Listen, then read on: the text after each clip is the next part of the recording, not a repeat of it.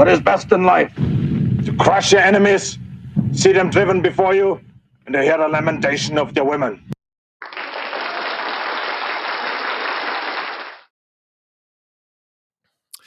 All right. What is it? Sunday night? Must be the Sunday Night Radio Baloney Live. I am your host, Richie Baloney. How's everybody doing? Good to see you, Rosie. All right. Looks like Rosie got like number 2. Now, as everybody knows, we're streaming on Rumble, YouTube, X, and Locals. And first like gets extra good karma. Every like gets good karma, of course, obviously, and subscribing and becoming a channel member, all of that great stuff. But the first one is special. The first like is special. That could be double good karma, triple good karma, quadruple good karma, quintuple good karma. We don't know. That's the thing. I'm saying tonight, first like, I'm saying triple good karma. That's a lot of good karma, folks, in these troubled times. Rosie's got the second like. So I'm going to say that is double good karma, which is still an amazing thing, a beautiful thing. Nature's greatest miracle. Let's see. So what have we got going on? How you doing, Rosie? Rosie just invited X from your meme review. Cannot see live stream there yet. We'll go back in a little while after you get started. I just checked it out. It looks like it's going good. Looks like it's all cool. All right. It looks like it should be working. Is there anybody over there? Nope, not really. Not really.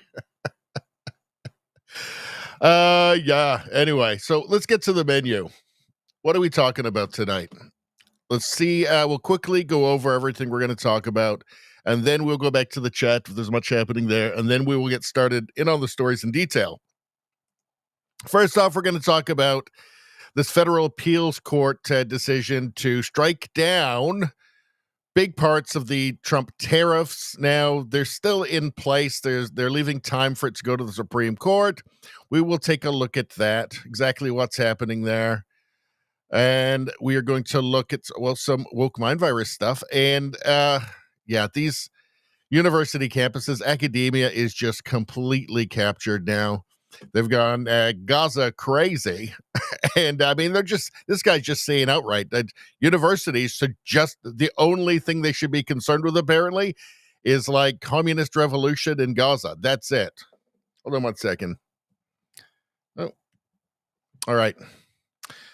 So we'll take a look at that. Canada, immigration, not going great. They just want to, apparently every company just wants to hire foreign workers, temporary foreign workers for some reason. I guess they get nothing out of it. Let's see.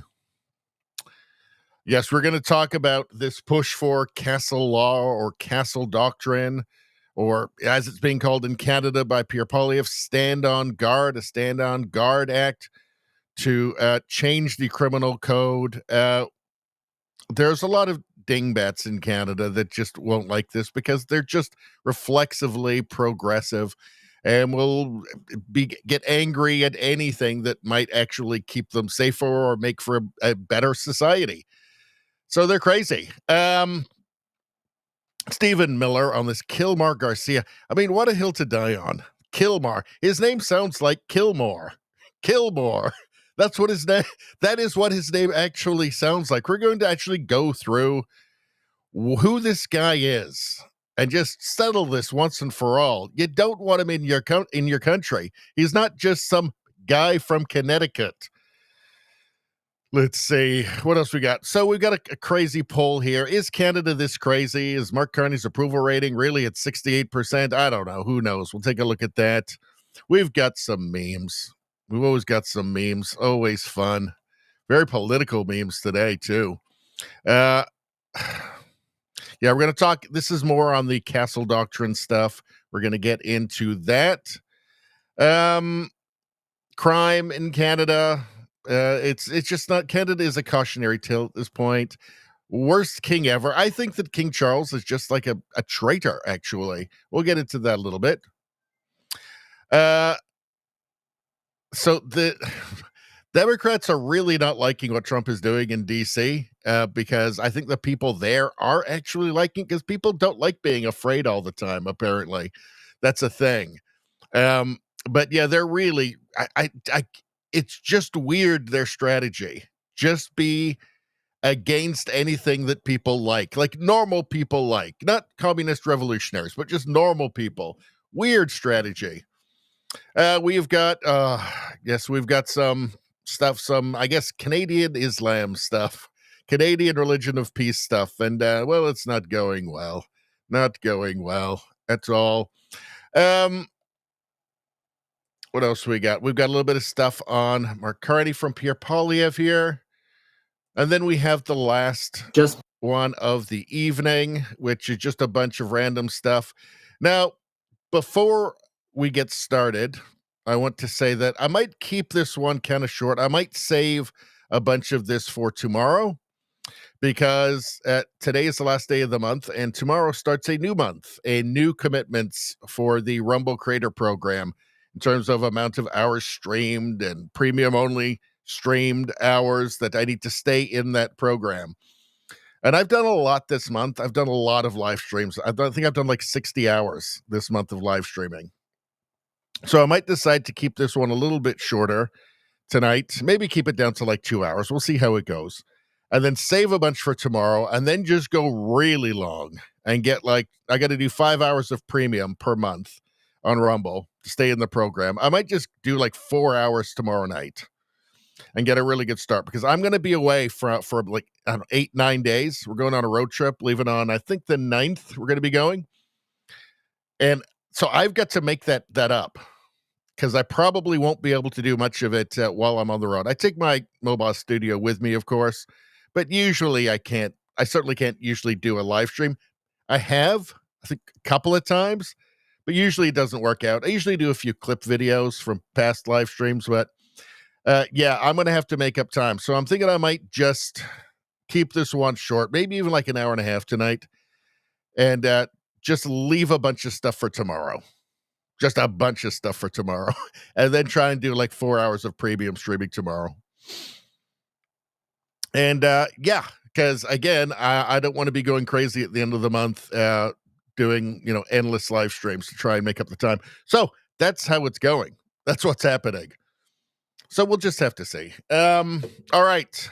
Anything else? Any other stuff? Oh, I wanted to give a shout out to Chris for the PayPal donation. Thank you very, very much. I appreciate that deeply, deeply, deeply, deeply. And here's one best person ever for you. Hopefully you will see this if you're watching right now or if you watch later.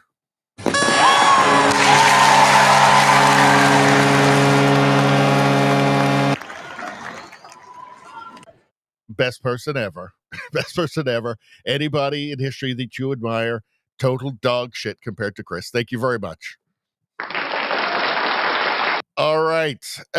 Another thing I wanted to ask you guys, what's a good alternative for people to send in donations if they want off the streaming platforms aside from PayPal? Is Give Send Go? Is that a good one? You guys let me know, because I'll set up another one. Because, PayPal is a little bit dangerous to use and doesn't have the best policies. So we will just have to see. What's going on? Let's go to the chat just for a minute. Rosie says, so sad. Don't be Canada. What a terrible thing to have to say. It certainly is. And it's just a different country. Since Justin Trudeau took over and decided that the Liberal Party of Canada was now the Radical Progressive Party of Canada, and that Canada's not a real country and we're some post-national thing and with no core identity. Yeah, it's a different country. It literally is a different. You can divide the country before Trudeau Jr., and after. And it is sad, actually. Rosie says, Mark Carney at 68% approval. Did they survey anyone not sleeping alive? Well, I'm not going to take that poll too seriously, but I would expect it's definitely over 50%. You have to remember that Canada is a TV-said country right now, unfortunately. Rogue Thought, good to see you. Let's see. Do I have chocolate ready for tonight for the show? Well, we might be doing some they them energy tonight, so I don't know. I'll have to get some. You'll have to remember me. You'll have to remind me. Although I am feeling a little low on energy right now, so I don't know. Maybe I could use some because I mean I had some coffee. I had a double espresso. Nothing. I smoked some crack cocaine. Nothing. That blue crystal meth from Breaking Bad. Nothing. I chewed on some various animal adrenal glands. Nothing. Nothing. How can I get my energy up? Wherever will I get the energy that I need to continue? That I need to continue with this stream. They them energy. They them energy. They them energy. They them energy. And teapot. Yeah. There we go. Now we're rolling. Now we're rolling with that they them energy. Come on, people. Come on. Feel it. Feel it in your gender, I guess. Is that where you feel it? The they them energy? Do you feel it in your gender? I guess. I don't know. Where else would you feel it? None of the whole thing makes a ton of sense, I gotta say. And they could really use they could use a better spokesperson, I have to say. It's not the best sales pitch I've ever seen. All right. Oh, and that means we got to do chocolate for Rosie. If we show they them energy, she hates it. Rosie hates it. So we had some negotiations on the channel. It's pretty much split. I find they them energy hilarious, hilariously ridiculous. And like half of us think that, but then half of the subscribers just hate it. And it pains them just to see it at all.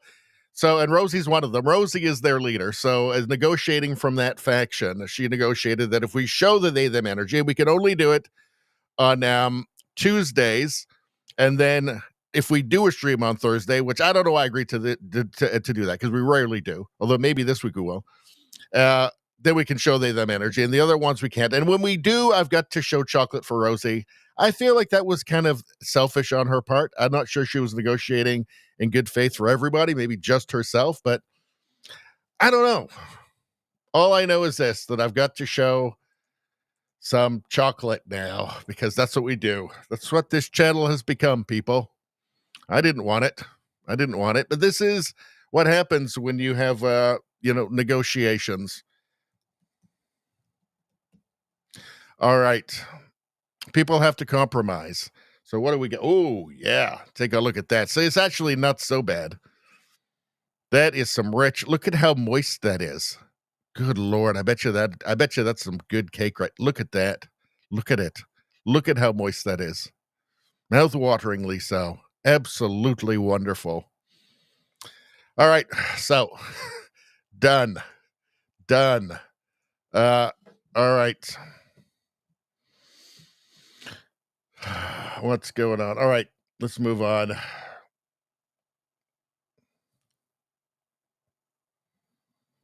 Rosie says, no one who cares about energy is here now. Chef Rico, good to see you. All right, Spambot can't make it tonight. It's working. That man works far too much. Rosie says, I feel it in my nausea center. The they, them energy? Yeah. I feel it in my gender.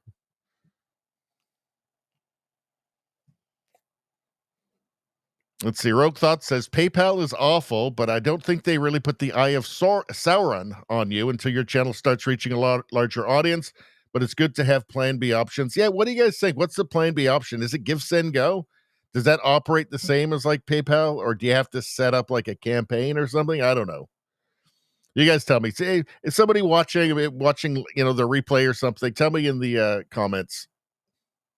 Rosie says, chocolate cake 10 out of 10. That's almost the most you can get out of 10. Rogue Thought says, the weather is looking hot. It's looking hot. It's my favorite weather channel, the International Weather Channel. I like it. All right.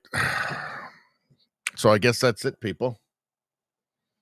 So I guess that's it. There we go. Okay, it caught up. All right. Let's just get started, shall we? Let's get into this. And again, we might make this really short and then go really long tomorrow for the premium stream, because I've done a lot of streaming. This will put me in, like, I think well over 60 hours which is a lot for me in a month. And we got to get started on the new month. I got to fulfill my obligations of how many hours I do for the Rumble Creator Program. So, we might just do it real short tonight. And I still got some stuff to clip from Friday night stream, which was a long one. That was like 4 hours long. So anyway, what's going on? So here from Politico, a federal appeals court strikes down a major chunk of Trump's tariffs. The ruling will not take effect right away, giving the administration time to appeal to the Supreme Court. So nothing changes right now. The tariffs are still there. What happens with the Supreme Court? Well, we'll take a look at that in a minute. Trump has been having, I don't know if you'd call it good luck, but he's been having, the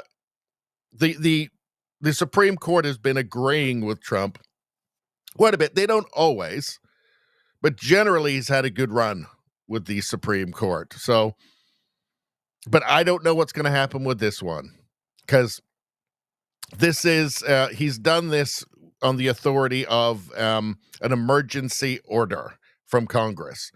So that's where the question of constitutionality comes in. So let's take a look here. A federal appeals court on Friday struck down President Donald Trump's use of emergency powers granted by Congress to impose tariffs, opening the door for the administration to potentially have to repay billions worth of duties. I don't see that ever happening, regardless. Now, I mean, my feelings on this is that I'm not wild about the tariffs on Canada, because Canada's always had a special relationship with the United States. I think that Canada has not been innocent in this, and certainly there's justification to relook at tariffs. Absolutely, because most Canadians, it's like they think that Canada had never heard of tariffs before. Certainly, Canada had never tariffed any country, or broke, or cheated on tariffs, cheated on trade agreements. Well, yeah, we're not innocent, but I feel the whole way that it went down with the 51st state stuff and the governor of Canada stuff was totally counterproductive, and it was totally counterproductive, and I'm still kind of baffled at why that happened. I mean, I know that the Liberal Party of Canada has been using Donald Trump, has been demonizing the Republicans for years now and using it as a bludgeon on the Canadian Conservatives. It's just been a political strategy in cooperation with the media here. But it seems to have been, I'm still kind of baffled at why it was done in that way with Canada. It just seems like that was ill-advised. I'm not saying that the issue of tariffs isn't a valid one, because it actually is. But the way, all the rhetoric around it, I think, was totally counterproductive. But let's continue here. But this is, of course, dealing with all of the tariffs, all right? Internationally, the 7-4 ruling raises a doubt. So the 7-4 ruling in the appeals court raises doubt about the deals Trump has struck with the European Union, Japan, South Korea, and other major trading partners to reduce the reciprocal tariff rates on their imports from the levels the administration originally set in April.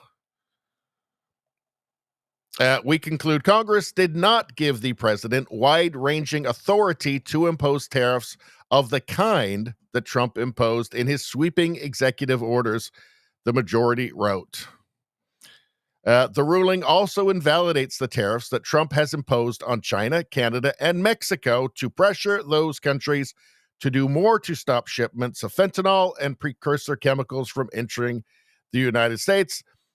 Now, it doesn't apply to all tariffs, including on Canada. This does not include all of the tariffs against Canada. Some of them will still stand. The decision, however, will not take effect until October 14th, giving the Trump administration time to appeal the decision to the Supreme Court. And yeah, so nothing is going to change right now. Nothing is going to change right now. And Trump has had a good run with the Supreme Court, so I don't know how it's going to go. I'm just saying he's had a good run with them. So let's move on to here. How court rulings could affect Trump's aggressive trade policies. So this is from Council on Foreign Relations. The U.S. Court of Appeals for the Federal Circuit's ruling. The U.S. Court of Appeals for the Federal Circuit's ruling to strike down President Trump's use of special powers to set tariffs now intensifies the legal struggle over the administration's bold trade policy. So let's remember that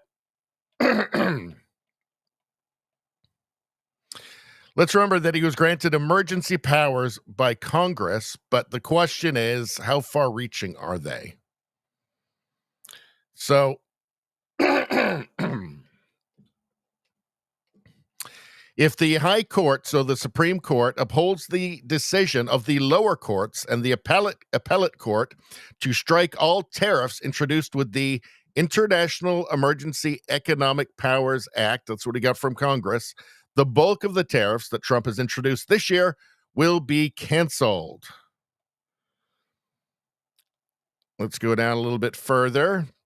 So what will happen with the Supreme Court? The central issue is whether Congress intended to delegate authority to raise tariffs to the president under this executive order. Let me repeat that. The central issue in this case is whether Congress intended to delegate authority to raise tariffs to the president. So whether they just gave him carte blanche. A subsidiary issue is whether the statute allows for a determination that the trade deficit is an international economic emergency, and whether such a determination is sufficient to allow the president to unilaterally adjust any and all tariffs. Trump has interpreted the statute as basically given the executive branch rather than the legislative branch tariffing authority so long as there is a trade deficit. Now, the Supreme Court does seem to rule on the side of executive power or executive authority. So I think it probably looks pretty good for Trump. But we shall see. I mean, it's an emergency order, right, from Congress. It is emergency powers granted by Congress. So that would tend to lead you to believe that it is far-reaching. These are far-reaching powers.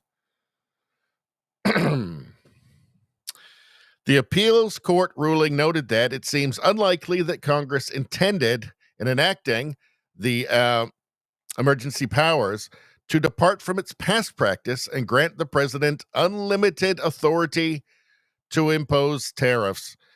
So unfortunately, the judiciary has become so partisan at this point that it's, you know, the opinions just don't really seem to matter. So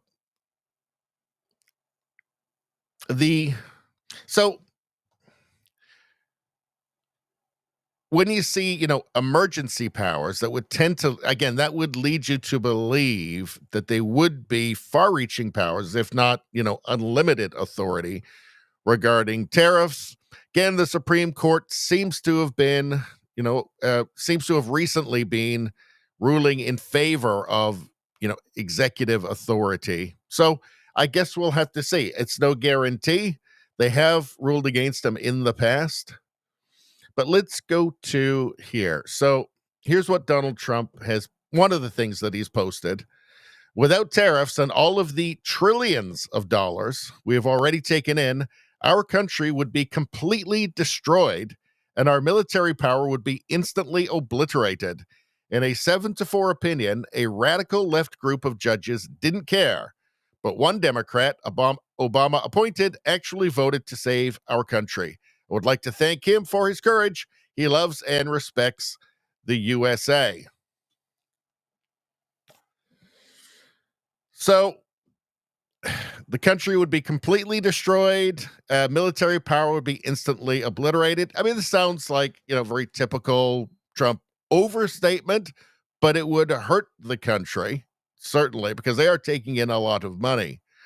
So, and there is an enormous amount of debt, that is actually a national security threat. U.S. President Donald Trump claims that without tariffs, the country would be completely destroyed and their military power would be instantly obliterated. And when he says radical group of leftist judges, radical leftists have infiltrated every institution in the Western world. Of course they're there.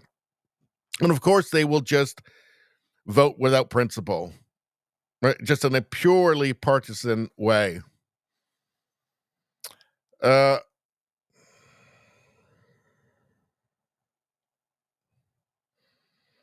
Hold on. A second judge has blocked President Trump's... Oh, this is May 29th. Sorry. That's not the one we're looking for. All right.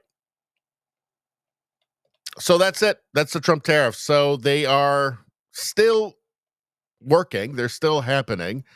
And it just is now going to go to the Supreme Court. And it's what they decide. Does Trump, has the emergency order, have the emergency powers given Trump basically carte blanche on tariffs? That's what they'll decide. And again, this doesn't cover all of the tariffs either. So even if the Supreme Court rules with the lower courts, that doesn't cover all of the tariffs in any case. So we will see. I think tariffs are probably, they've always been here is the thing. Everybody acts like tariffs never existed before the Trump tariffs. But I think they will exist in a different way after Trump. I think Trump has fundamentally shifted the arrangement where just, unlimited access essentially to the United States with very low tariffs and high tariffs everywhere else. All right, let's get back to the chat actually, and then I want to watch this. I'm actually going to get rid of these because I got too many tabs open. Let's see, get rid of that. All right. Weather channel. Let's see. All right. Trudeau Survivor, how you doing? Good to see you. Got the first like. That's triple good karma for you. Triple good karma for you, my friend. All right. Maybe we should do an ad read. Let's break things up a little bit.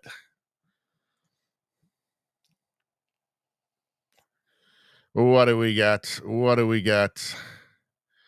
there's actually quite a lot here. There's tons, actually. Wow, okay. Is there anything super fun, though? What can we do? How about the Caddis Sports Cooler? Let's do that one. That'll be fun. All right, people. All right, outdoor crew. If you're into fishing, camping, anti-communist materials, or getting off the grid, meet your new best friend, the Hunter Orange 25-quart cooler from Caddis Sports. This isn't your average cooler. It's roto-molded, which is the best way to do coolers. Everybody knows that. It's roto-molded for max durability, bear-proof, communist-proof, and 20% lighter than other brands. So it's easy to haul whether you're deep in the backcountry or just setting up at the dock. It's the best. You'll get up to 3 days of ice retention thanks to thick, high-performance insulation, which is the best kind. Everybody knows that. If you're getting insulation, you want thick, high-performance insulation. That means cold drinks, fresh food, and fewer ice runs. I hate those. Whether you're chasing muttons offshore or posted up at a campsite. The best part, you won't believe this, It's 40 to 50% cheaper than the big name coolers, but still built to perform season after season. And like all Caddis Sports name brand gear, it's proudly made in the USA. Use code RUMBLE at checkout for 10% off your order today. That's caddissports.com. That's CADDIS sports.com. Go grab the Hunter Orange 25 quart cooler and keep your next adventure ice cold.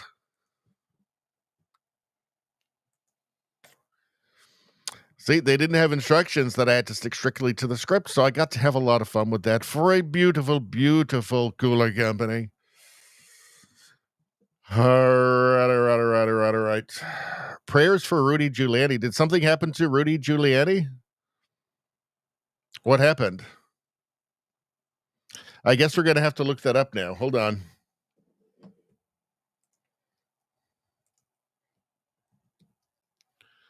Let's see. Rudy Giuliani. All right, it's trending, so something has happened. All right, Heavenly Father, we lift up. So Mayor Rudy Giuliani, after his accident, shown the world time and again, he's a fighter, healing. So he's okay. Last night, Rudy Giuliani was injured. I missed this. Rudy Giuliani was injured in a car accident on the highway after helping a domestic violence victim in New Hampshire. Car accident on the highway. Mayor Giuliani's vehicle was struck from behind at high speed. He was transported to a nearby trauma center where he was diagnosed with a fractured thoracic vertebrae, multiple lacerations and contusions, as well as injuries to his left arm and lower leg. Please pray for America's mayor. Jeez. Involved in a motor vehicle accident. So prior to the incident, he was flagged down by a woman who was the victim of a domestic violence incident. So Giuliani is just a good guy. No cameras around, and he does that. So that just means he's just a good guy. Mayor Giuliani immediately rendered assistance and contacted 911. He remained on scene until responding officers arrived to ensure her safety. Following this, while traveling on the highway, Mayor Giuliani's vehicle was struck from behind at high speed. He was transported to a nearby trauma center where he was diagnosed with a fractured thoracic vertebrae, multiple lacerations and contusions, as well as injuries to his left arm and lower leg. At this time, no further updates were available. Only statement authorized by Mayor Giuliani. So he's awake. So it sounds like he's awake then. So following this while traveling on the highway. So did he just pull back into the highway again and he got struck? But you know how you judge somebody is how they act when there's nobody around, when there's no cameras around. And yeah, he's obviously a good guy. So it turns out he is a good guy after all. So yeah, hope that he does well and recovers. It sounds like, I mean, if he authorized the statement, then you know he's awake and aware, just grievously injured.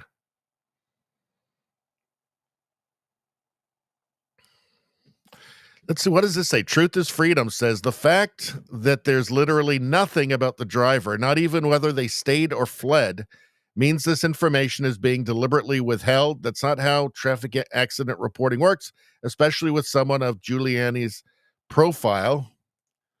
If the driver fled, they'd be reporting it as a hit and run, describing the vehicle, asking for public help to find them. If the driver stayed, they'd have their name, statements, and whether they're being charged. Well, we don't know any of this. I mean, it's not in Giuliani's statement here, and I don't know if I would expect him to put that in there.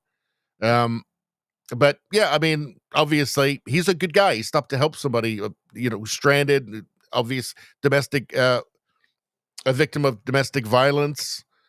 Yeah, good guy, it turns out. Turns out he's actually a good guy, which is not something you can say about most of his critics, can you? All right. Where are we? There we are. Fez Woody, how you doing? car plowed into his car. Yep. Rogue thought he had a car accident. Rosie says, Bear Proof, Caddis Sports, great growls, excellent rating, not enough commie hate. Only 9.8 out of 10. Well, I think there was a good amount of commie hate in that ad read, but it was understated commie hate. So it wasn't like passionate, ardent commie hate, as you normally get. But it is commie proof. It is commie proof, because they're going to try and take your food, because they don't got any, because they're commies, right? All right. Rose said, Tim Burchett posted a request for prayers. Rogue thought, how old is Giuliani? Late 70s? Yeah, he's got to be, well, he's definitely in his 70s.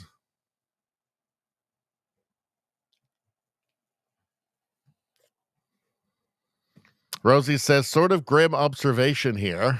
Poor quality writing. Car struck at high speed. He was transported to trauma center. Sounds like the car struck so forcefully it beamed him into the trauma center. How could you? How could you, Rosie? Damn it, Rosie. Damn it. This is serious. How could you? How could you? All right. That's why you guys are here. All right.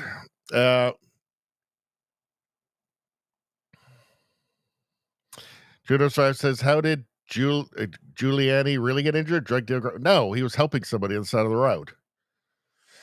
All right. Levity. That's the word I was thinking of, Rosie. Levity. We're always good with that. All right. Now what's happening? I guess I better have some rant juice.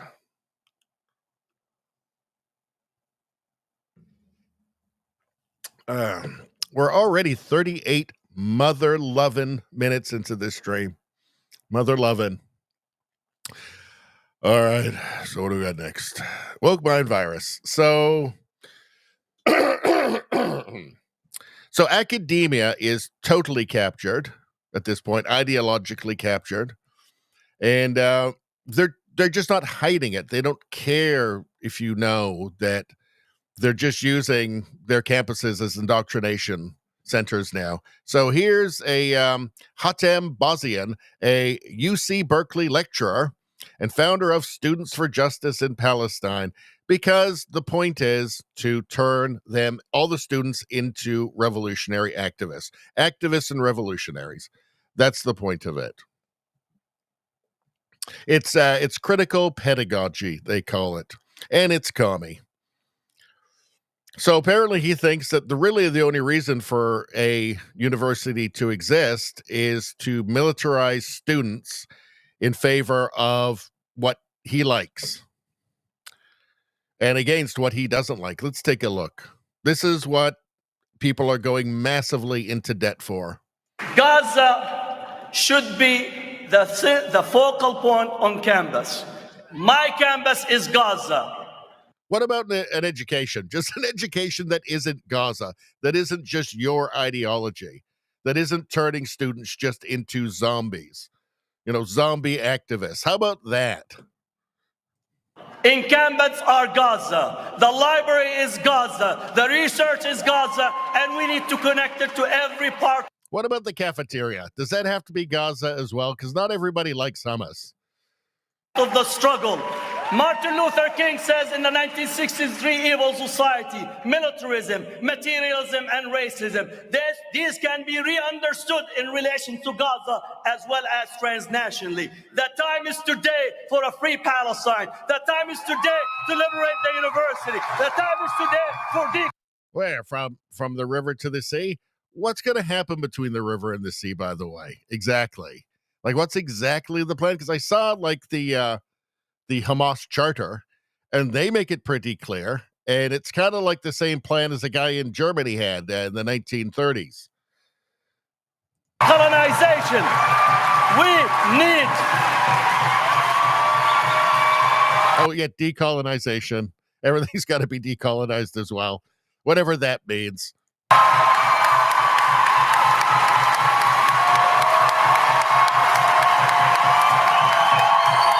I mean, he's got like a full, auditorium there, lecture hall, whatever, and they're all, they've all bought in. They've all been indoctrinated. They've got their money's worth. They've been turned into Gaza zombies at this point. Woke zombies, radical leftist zombies. Every single one of them will be a Marxist because that's the string that runs through all of the activism, whether it's gender or whether it's BLM or whether it's this. At heart, it's all just Marxism. That's what they all really believe in.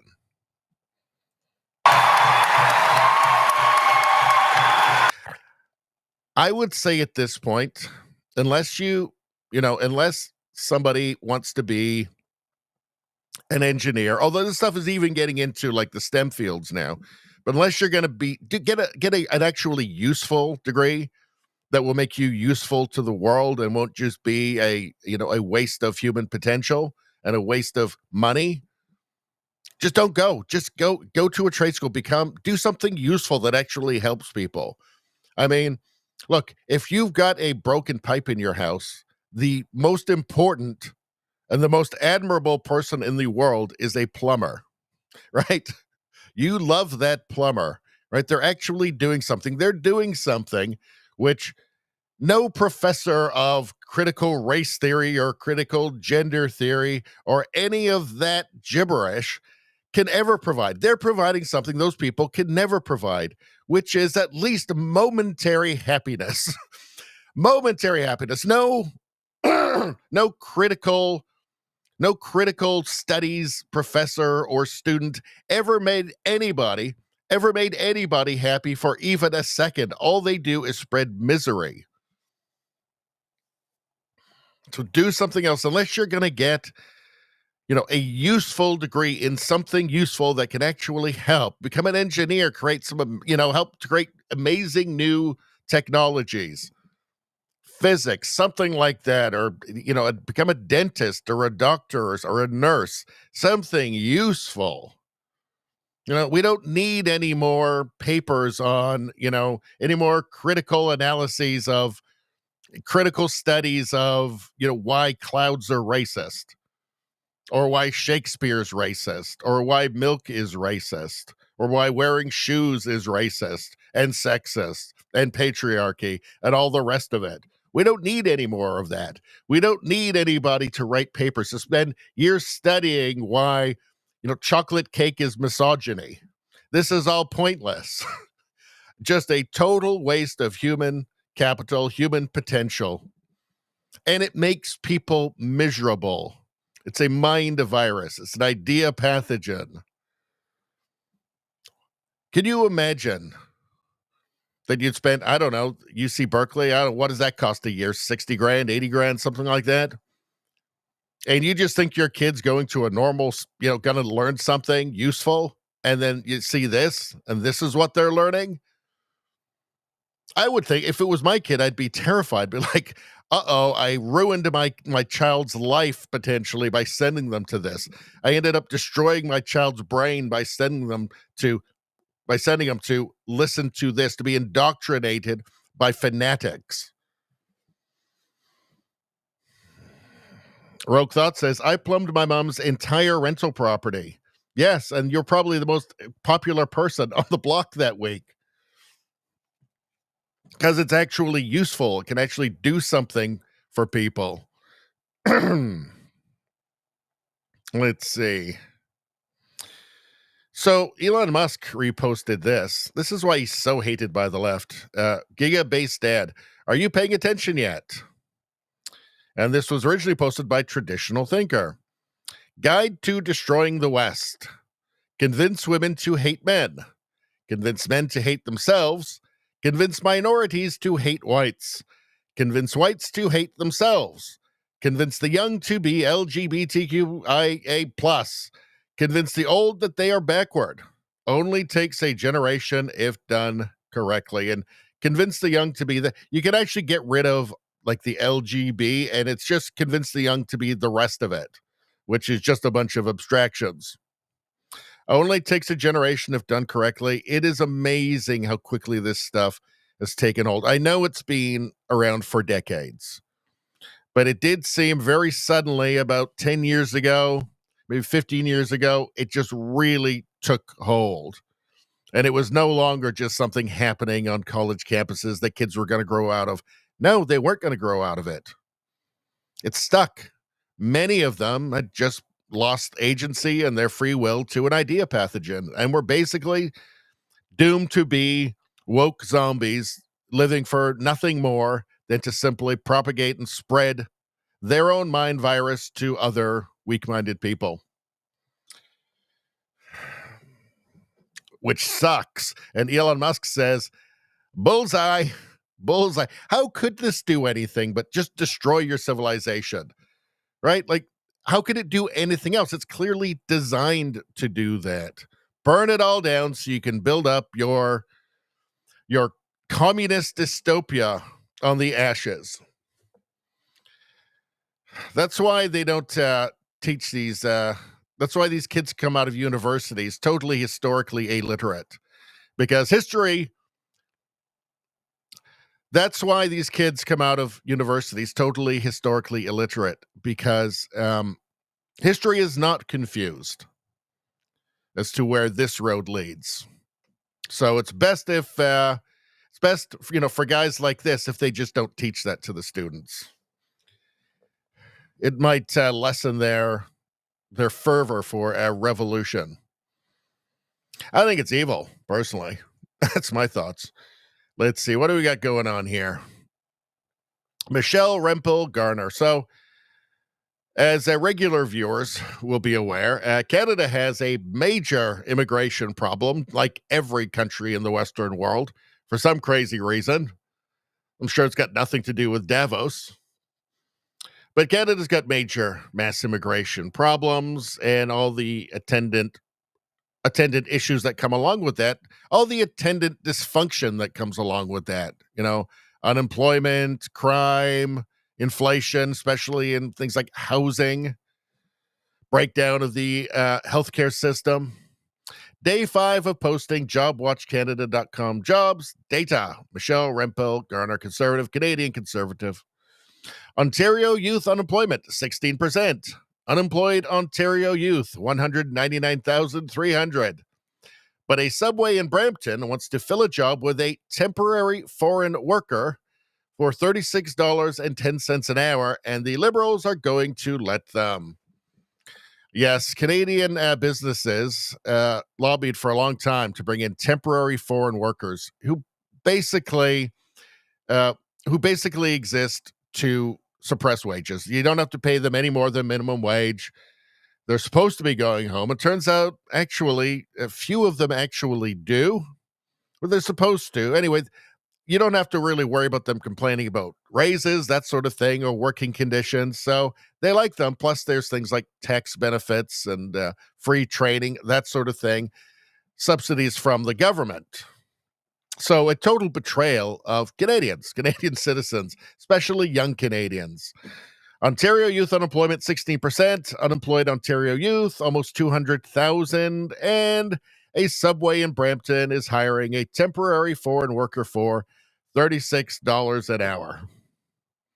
You're trying to tell me there's no Canadian who wants that? It actually feels like some kind of a scam, doesn't it? $36 an hour, and there's no Canadian that will take that job? Because the deal with the temporary foreign workers is that you have to fill in an application and you have to state that you tried to hire a Canadian, but they just didn't want the job for $36 an hour. What am I supposed to do? Feels like there's some kind of scam happening here, because that doesn't make any sense. And I guarantee you there's lots of Canadians, especially young Canadians, who'll take a job for $36 an hour. So she's just going to keep posting these things. I mean, last week it was Vancouver. Vancouver unemployment 7.7%, youth unemployment 12.1%. Yet Fatburger hiring a foreign Fatburger hiring a temporary foreign worker for $34.65 an hour. Something is wrong here. Something is very broken. And it's feeling very much like a scam. This is because they say that no Canadian will take that job. I don't believe them. I don't believe them one bit. So she's going to keep posting it, and I will keep bringing them to you. All right, let's go to, and hold on one second, actually, before we go. All right, let's go back to the Weather Channel.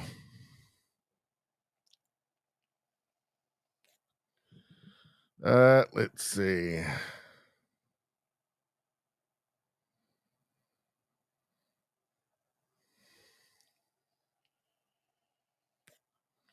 Rogue Thought says enough graduates filled, enough positions to steer us here the long march.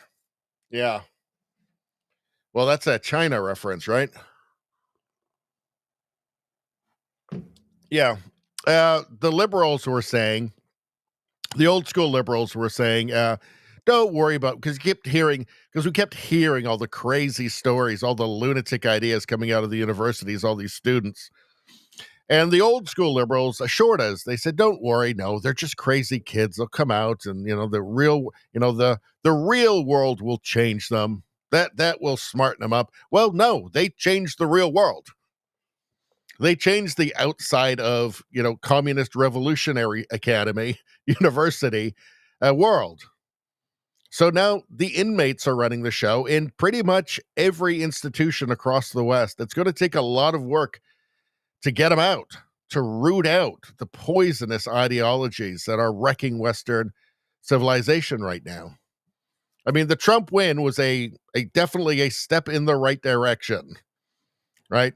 And, aside from tariffs and all of that, just in terms of civilizationally, in terms of, in terms of Western civilization being confident in itself, doubling down on itself, and as an example to other countries. Unfortunately, Canada didn't follow the example, stupidly.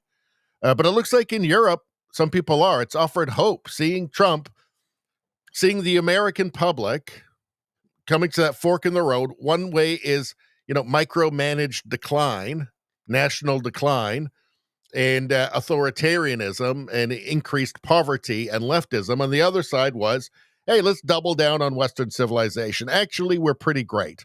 And the principles the country were founded on are pretty great. And just Western civilization, actually pretty great. In fact, it's so great that there's nothing else that even competes with it.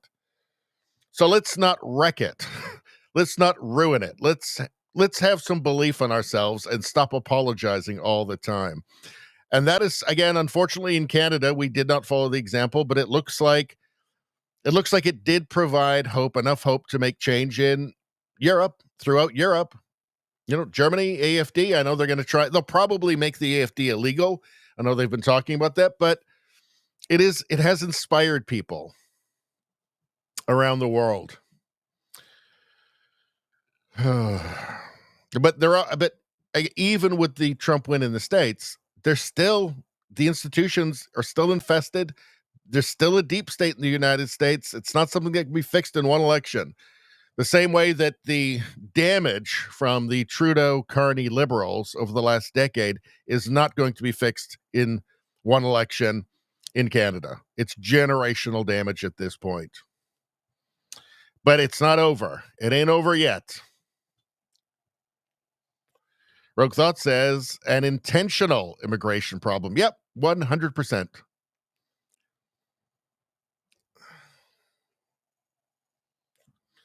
All right. Well, let's move on.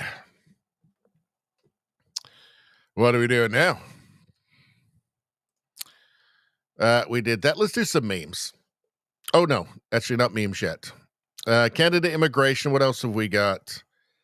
We already covered that stuff, so that's okay. What do we got here? So, there's a discussion around castle law in Canada right now. And the response from the Conservatives is something called stand on guard, a stand on guard law, which would be, would be something similar to castle doctrine in the States. Of course, there is the progressive. Now, this is something that's actually badly needed in Canada, and we'll get into why. There's just a case in Lindsay, Ontario, where a guy in an apartment above, a shopping area 3:20 in the morning, he's woken up. There's an intruder with a crossbow. This intruder attacked the tenant of the apartment.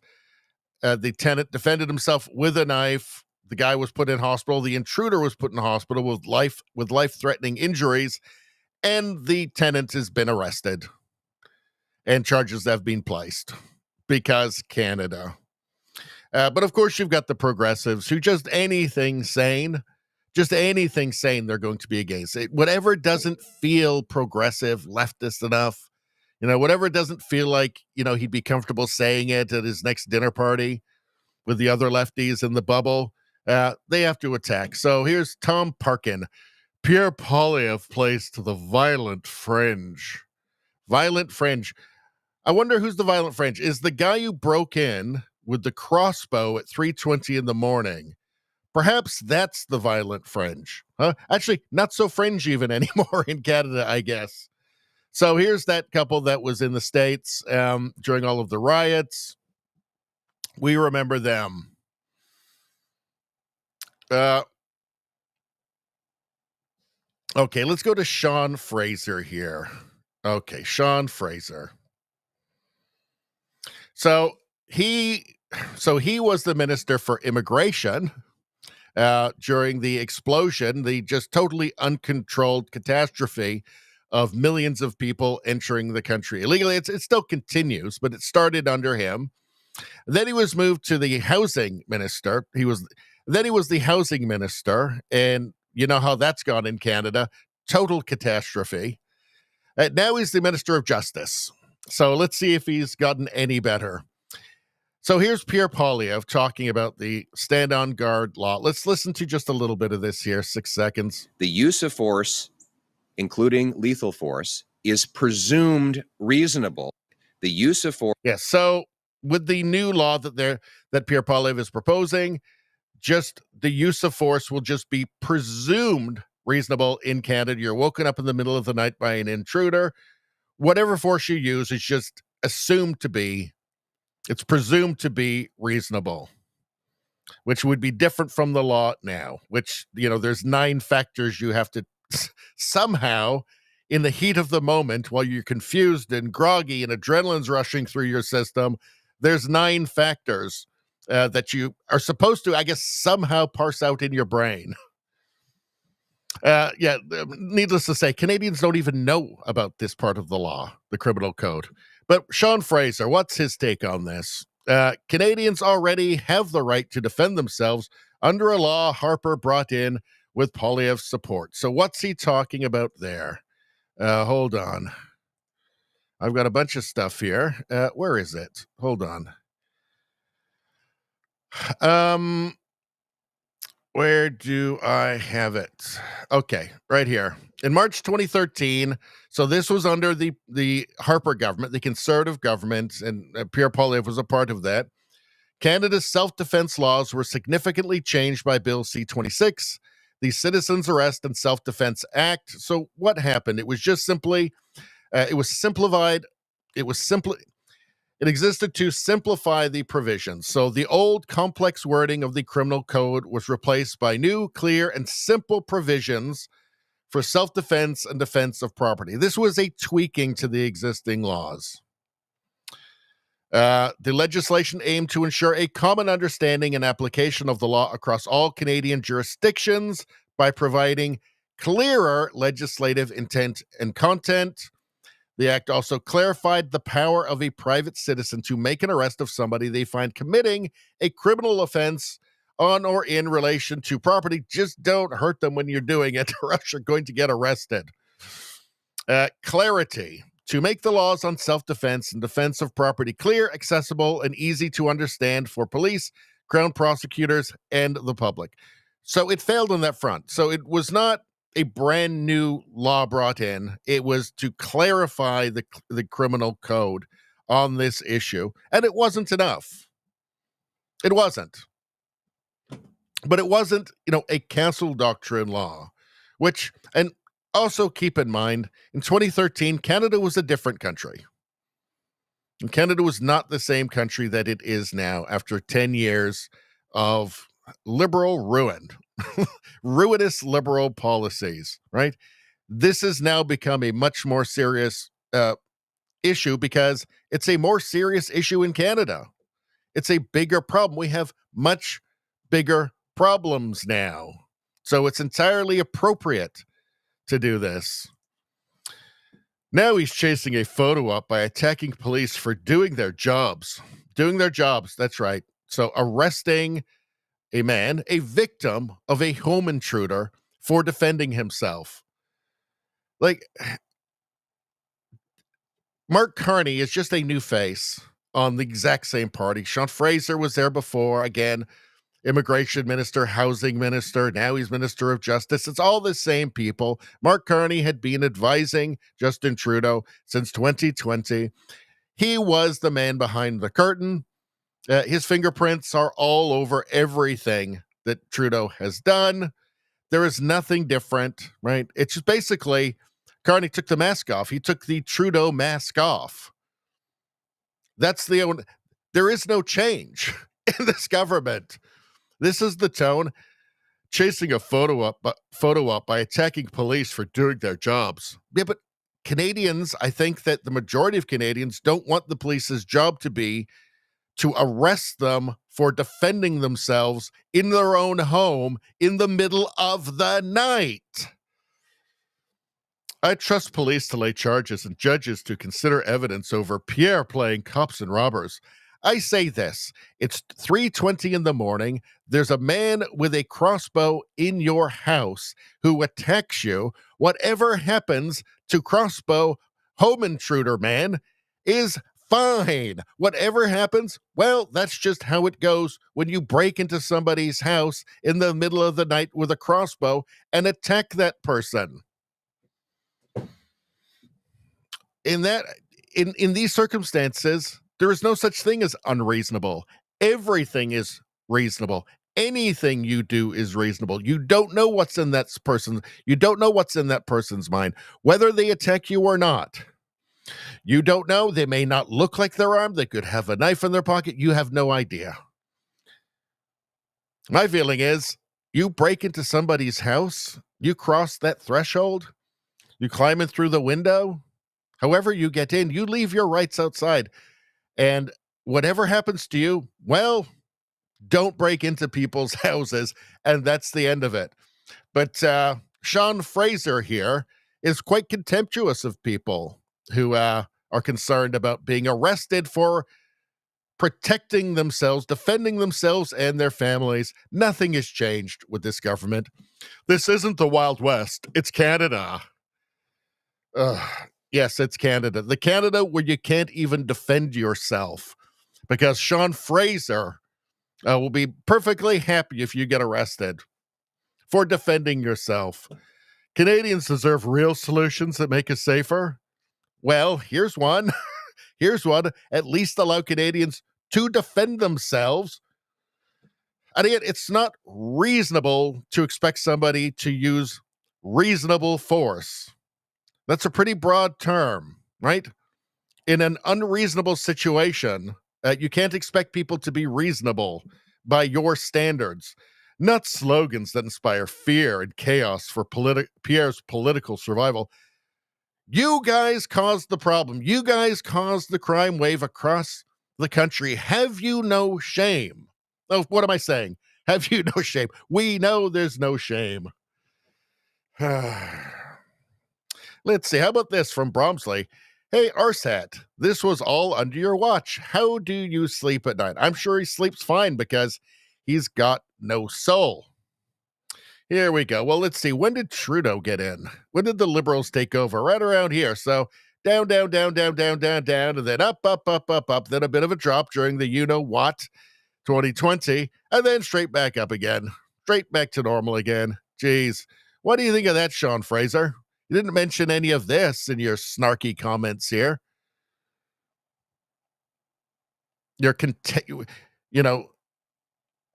What drives you nuts is that they don't even bother to try and hide their contempt for regular Canadians, just for regular Canadian citizens. Genuinely amazing. Let's see. So Brittany here from Brat World posted this. This isn't the Wild West from Sean Fraser there. So Sean Fraser says this isn't the Wild West, but a man with 22 convictions for weapons and violence was able to get bail. He then went on to murder Tori Dunn by stabbing her after he invaded her home in Langley, BC. She did not know him. It's not the Wild West. Well, it's the Wild West for criminals in Canada now. It is the Wild West for them. I guess that regular Canadians, though, aren't as high in Sean Fraser's esteem as criminals. Clearly, because criminals get treated better. Accused killer barely missed psychopath diagnosis. Parole docs say. Parole records say man accused of killing Tori Dunn was deemed a high risk for future violence. Not the Wild West, he says. This is just one of many cases. In the weeks before he allegedly murdered Tori Dunn in Surrey, BC, on June 16th, Adam Troy Mann stood at the intersection of a violent past and a present marked by repeated interactions with the criminal justice system. The 40-year-old was homeless and living in a tent in the bush in Chilliwack after being released on bail pending the outcome of 2 robbery charges. Did I have anything? Here we go. Parole documents say man has a long history of offenses as an adult in Ontario, including a 2003 incident in which he stabbed a female after she pushed him. The victim required surgery to mend a perforated liver. Man served 2 stints in federal prison, the most recent of which was a sentence of 10 years and 6 months for a robbery in which he and an accomplice entered a home with handguns and demanded cash.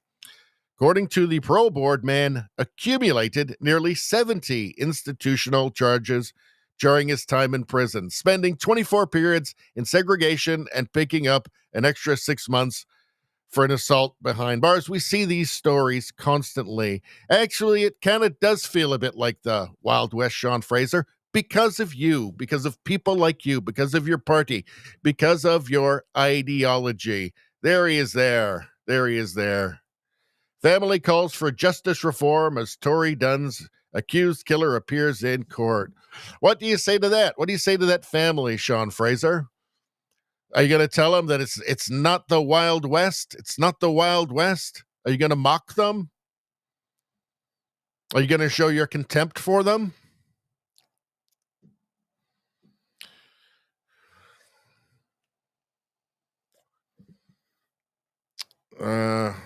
Tori was critically injured in an apparently random attack in her Surrey home on June 16, 2024, and died in hospital. Many stories like this. Canada is out of control. And does our government care? No, our government does not care. Sean Fraser doesn't care. He wants you to know this isn't the Wild West. Not the Wild West where you, like, I don't know, punish criminals or something. It's Canada.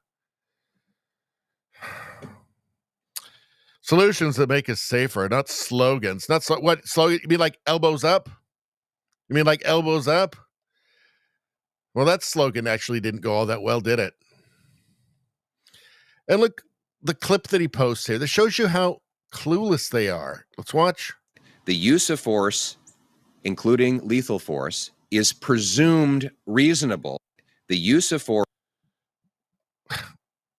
Use of force is presumed reasonable. It's not quite the gotcha you think, Sean Fraser. Is it? This is how delusional these people are. How out of it. How disconnected from the public, from the well-being of the public, or concern for the well-being of the public.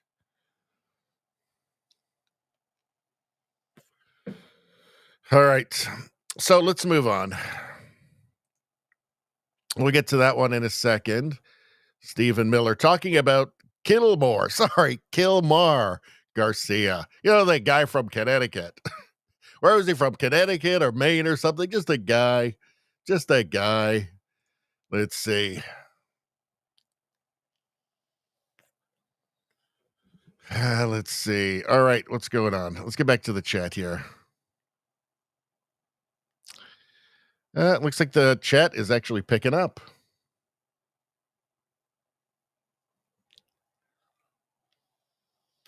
The McClowskis, True to Survivor says, yes, that was the couple. Where's it? St. Louis? I believe it was St. Louis. And they were arrested just for brandishing their weapons as a mob passed by their house.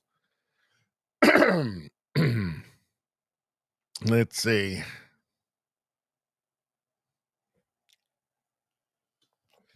JJ, how you doing? Is this where the deplorables meet up? You bet. It sure is.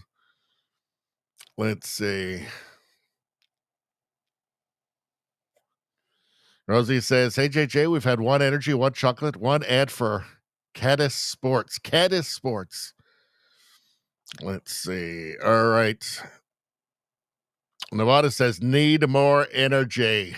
Need more commie hate. Well, I don't know. Maybe do another ad read, huh? Let's see how that goes. What do they got for me here? I can do another one. What do we got going on, though? Let's see. I'm going to avoid the ones that want me to keep to an exact script because it's fine, but I like to play with it a bit. All right. How about pickaxe? Let's do pickaxe. Let's go.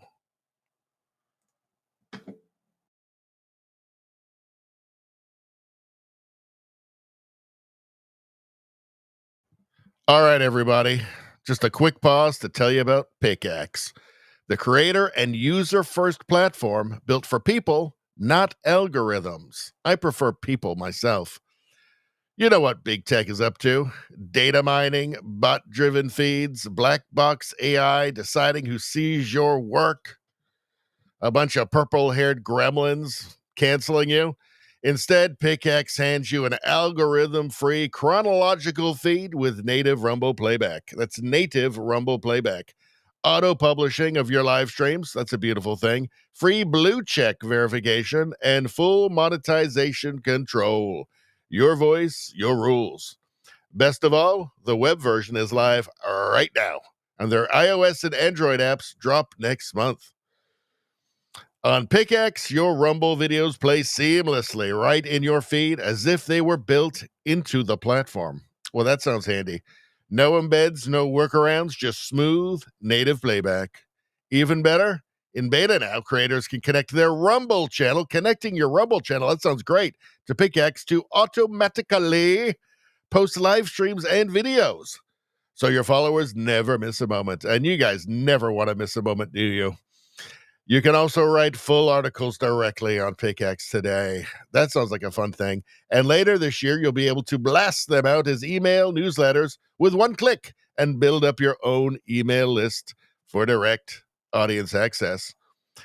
There can't be anything wrong with that. It can only be good. I know it. Monetize on your terms through paywalls, revenue sharing, or affiliate ads that auto-insert promo codes. We all love those. And tracking links. And because bots shouldn't steal the spotlight, Pickaxe hands you a free blue check so everyone knows it's really you. Pickaxe is building tech that builds up humanity. Algorithm free. Is it communism free? I don't know. Noise free. Human first. Head to pickaxe.com, sign up, and take your platform to the next level. Real voices deserve a real home.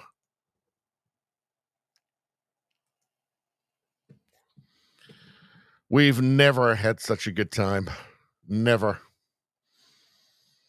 Let's see. Let's see.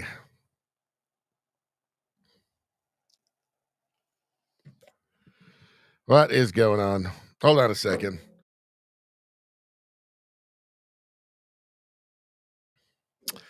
Rogue Thought says Carney is just another polyp on the same globalist ass.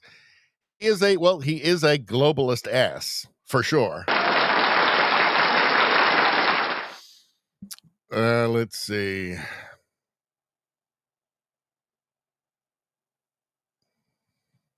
Rosie says, yes, awakened by a stranger. I know some people who sleep with their 38 special or another equally supportive friend. Trudeau told us we're not allowed to use firearms to defend ourselves in Canada because Trudeau is a commie scumbag, a commie scumbag. And that's nothing but pure and simple old-fashioned communism. That's right, Jackie Gleason. That's right. We all know. Let's see.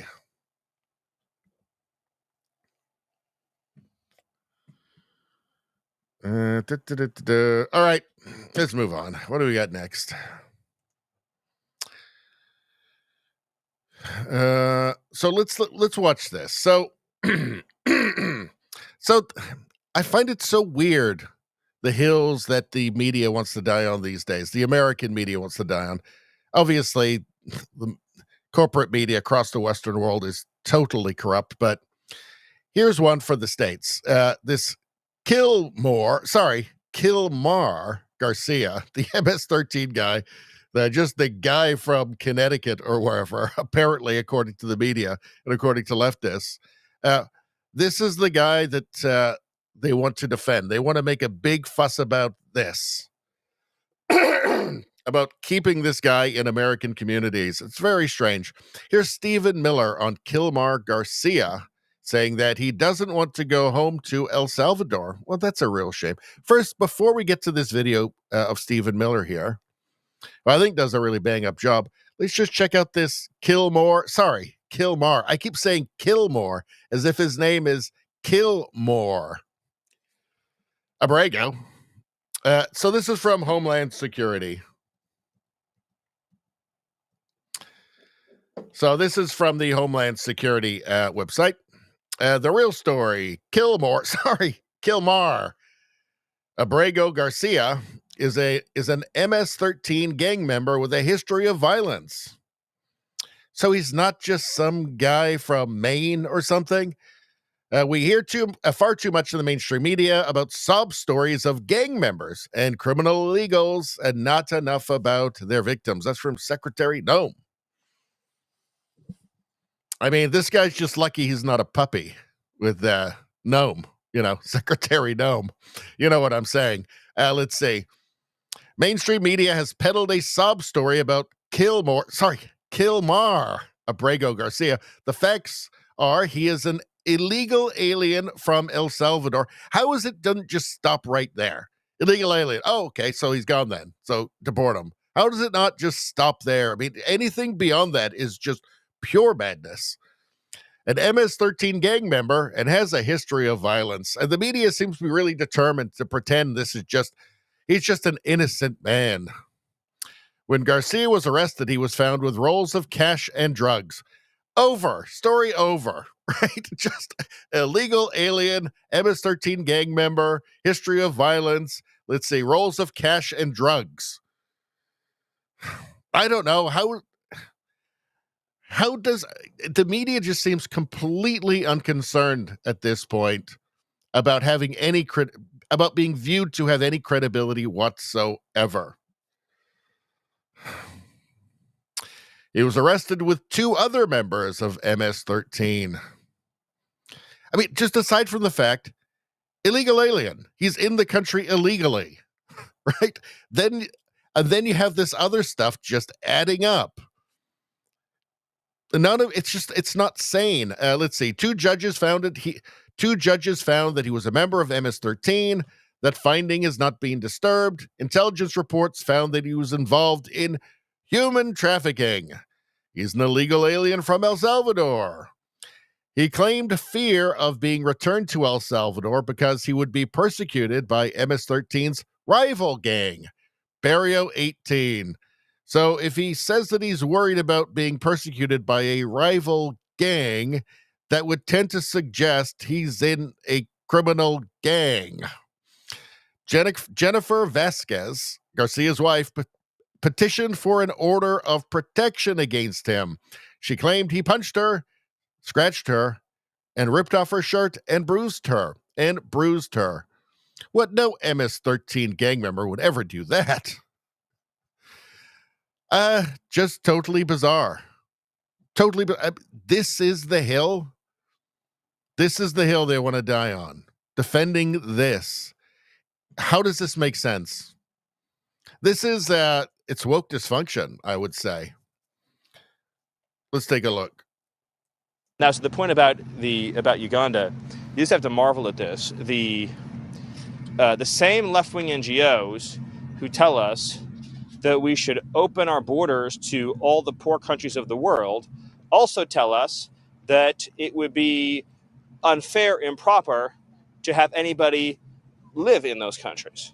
Well, if those countries don't have good systems of law and good systems of governance, then why would we want to have open migration from those countries? So these two propositions are in complete conflict. But more fundamentally, remember, Garcia has said he doesn't want to go back home to El Salvador. That's what he said. So we're honoring that request by providing him with an alternate place to live. We're not a travel booking agency.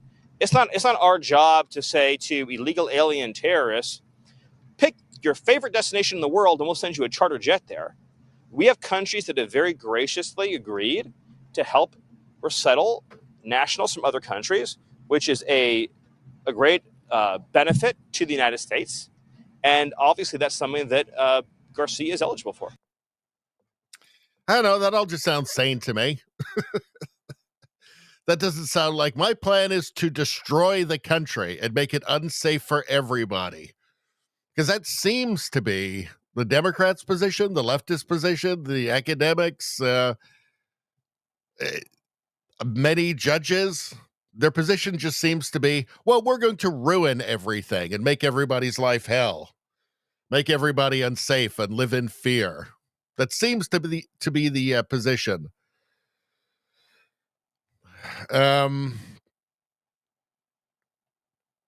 Hold on. I think I had something else here I wanted to show you too. On this. Hold on. Did I have something else here? Yes, because take a look at this. Here's Governor J.B. Pritzker of Illinois. Donald Trump posted this. 6 people were killed and 24 people were shot in Chicago last weekend. And J.B. Pritzker, the weak and pathetic governor of Illinois, was just said that he doesn't need help in preventing crime. He is crazy. He better straighten it out fast or we're coming. MAGA, President Donald J. Trump. So his response, the governor's response is, why don't you send everyone proof of life first? Yeah, because nobody's seen him. He hasn't been seen publicly for 3 days. So pretty weak sauce from Governor J.D. Pritzker here. But then he says, either way, Chicago doesn't want you here. Have you asked all the people in Chicago? Because it looks like things are going actually pretty well for just regular citizens, regular people in D.C. Seems like that's actually working out for them quite well, right? They're actually liking it. They're saying, oh, so you mean we don't have to live like we were before? Like it can be nice here? Like we don't have to live in fear all the time? How is this a successful strategy? Unless, except for just like for a small fringe minority. That's right, Justin. A small fringe majority of radical leftists. How is that the winning strategy here? No, we don't want you here. We don't want you here. We don't want to stop all the people constantly being killed. We're fine with it. We like crime here. People like living in fear. 24 people were shot in Chicago last weekend. Why don't you send everyone proof of life first? Really? That's so snark. That's the response. That's your governing. What about, do you have any other solution? Do you have any other solution to stop in a weekend, 6 people being killed and 24 people being shot? Anything else? Anything other than snark? Either way, Chicago doesn't want you here. Really? Are you sure? Have you asked all of them? Weird. Is this woke dysfunction? How is this a political strategy? It's just bizarre to me. All right. I'm going to put this on for a second and just put it on. I'm going to take a break for just a couple of minutes, okay? I'll be right back, you guys. Then we'll check out the chat.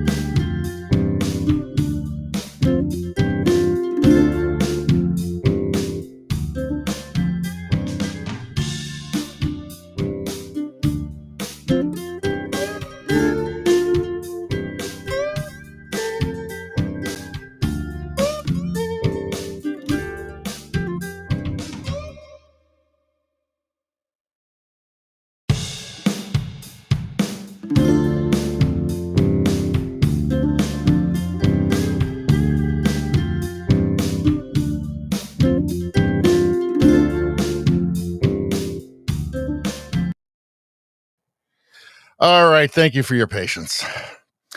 This is a good time to suggest that if you're not subscribed to the channel, subscribe to the channel. It's super important. Also, liking the stream. Get your free good karma right now. Like the stream. In these troubled times, can you afford not to? I say no. Something terrible might happen to you. So get that free good karma right now. All right. What are you guys saying? Let's get to the chat, and then we'll get back to the stories again. Rogue Thoughts says, it's talking about Kilmore. Sorry, Kilmar, not Kilmore. Kilmar. He has a list of offenses a mile long. How long before there's a statue of him in Maryland? Oh, that's it. He's a man from Maryland. That's right. is the obvious question, right? Damn leftists indeed.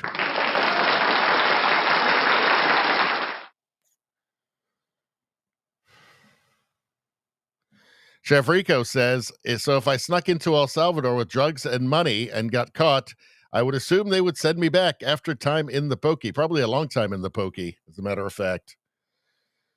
A long time. It's just weird, right? Like, he's just being in the country illegally, just right off the bat. But then you add the other stuff. It's bizarre. I don't see how that's a winning strategy. We're going to protect your right to be terrorized by MS-13. How is that a winning message?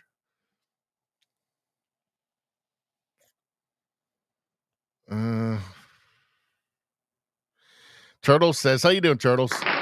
He doesn't want to go home because he murdered a mother of a rival gang down in El Salvador. Therefore, if he goes down, they're going to attack him so he can go to Uganda. Does Uganda want him? I don't know about that. Let's see. What else we got? Trudeau Survivor says, Trudeau is now Katy Perry's housefrau. I think he's her backup dancer. Isn't that it? I thought he became her backup dancer. I'm pretty sure. Maybe he's her hairstylist now. I would, or maybe he's designing her stage costumes, perhaps. Rogue Thought says, love Miller being so blunt. He's the dad most leftists should have had when growing up. It's all that wasted potential with those leftists.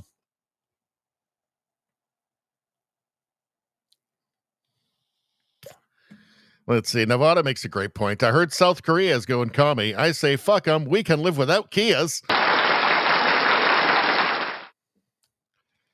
Nevada, we already helped them once. Well, you did. That's true. Trudeau Survivor says he visited Seoul in 2002. The air was polluted with smog from all the scooters. It was disgusting, but the taxi rides were dirt cheap. All right, well, that's good to know. The Koreans were friendly. Random invitations from strangers wanting to take me to dinner to practice their English. So that's a high trust society.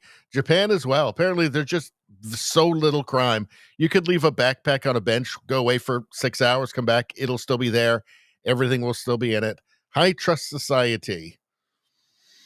That's kind of what you want. How do you get that? Again, forget. Let's see. Something in there just reminded me of something the dad most leftists should have had when growing up. I want to go off on a little rant right now. Let me pull somebody up.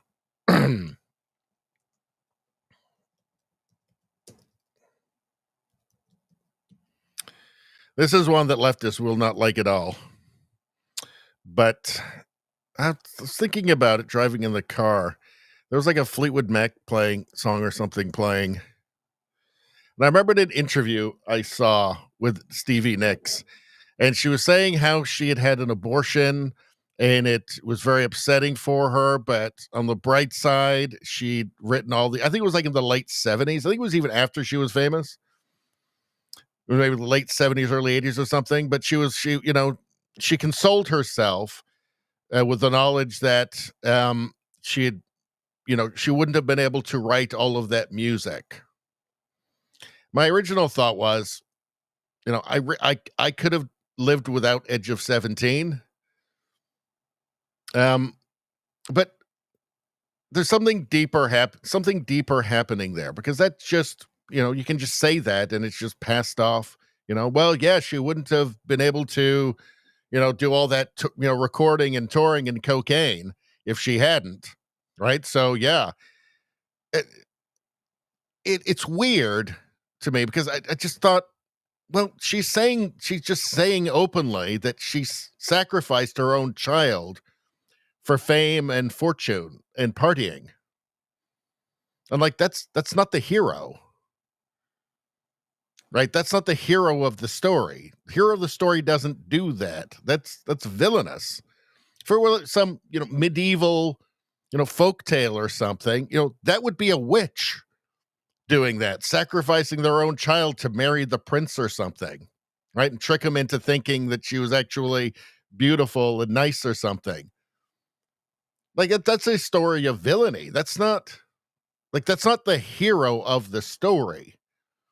Oh, I sacrificed my child for fame and fortune. But it's okay because I wrote Avalanche. You know, like, I don't know. It kind of puts things in different perspective, doesn't it? Like, it's a Faustian bargain. So you can just say, I did this Faustian bargain. I sacrificed my own child for this. And it was worth it because I wrote Edge of 17. I don't know. There's something deeply wrong in that. Like, there's something deeply immoral. And in another age, it would have been seen as that. But it doesn't now. Now that's just normal. Oh, yeah, just sacrificed her child, but I'm sure she's a great person. Let me hear more about your emotions. Let me hear more about your selfish, narcissistic emotions and feelings. I don't know, for me, it kind of leaves a bad taste in my mouth. Like, actually, you're not the hero of the story. And I feel like in most times in history, that wouldn't have been seen as admirable. That would have been seen as kind of monstrous. So I don't know. I was thinking about that in the car earlier today, and I thought I would share those thoughts with you. All right. And what are you guys saying?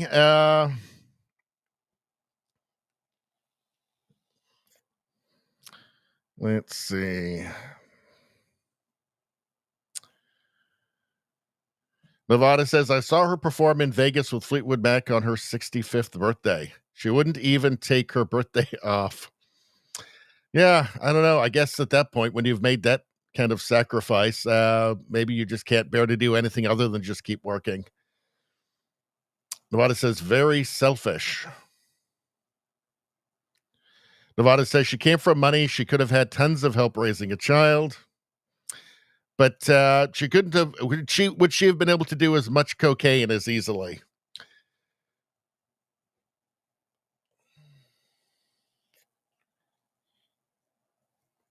Rosie says, you heard her. Do you think she meant the pain of it created? No. It was like pretty much just like I couldn't have just kept having a career.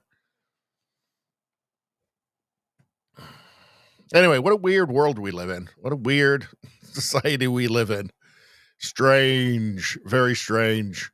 So, Canada. Oh, Canada. Mr. Sunshine Baby says, can Pierre Poilievre and the Conservatives recover at this point? Well, he's referring to this from the Elevate podcast posted this. It's a poll from Spark Insights. So it's one poll. Mark Carney's approval rating climbs to 68% as of August 25th, 2025, according to Spark Insights. What's going on here? Well, I wouldn't, that feels like an outlier to me at 68%. That seems ridiculous at this point, but I would not doubt that it would be over 50% for sure. Because Canada is a TV said country. I think he'd have a great chance of getting a majority government if he called an election right now. Because Canada is a TV said, Canada is a teleprompter said country, unfortunately. Or, 50% of it is. So, yeah, do I think it's as high as 68%? No, I think that's an outlier. But do I still think it's really high, insanely high? Yeah. I mean, really, to me, 20% would be insanely high. To just, a continuation, just a carbon copy of the thing that everybody hated. Don't make a ton of sense. All right, let's move on from there. What do we got next? Let's do some memes. We're an hour and 40 in. Let's see. What's this one? Welcome to Europe 2000. 2010, welcome to Europe. There's a European stamping up the passports there, I guess, of the Middle Easterners, the Muslims. In a lot of it's, well, it depends on where you are. In UK, it's Pakistani Muslims. Germany, it's Turks. 2020, it's now a Muslim, welcoming more Muslims to Europe, and there's lots more of them. And then by 2030, go away unfaithful. They're not really hiding it, is the thing. You see all the videos of the imams and then the man on the street stuff. They're not hiding it. They're not hiding that they're there to take over. And then it ain't going to be good for the Europeans afterwards. They're not hiding it. What's going on here? Whites did not invent slavery. Well, that's 100% true.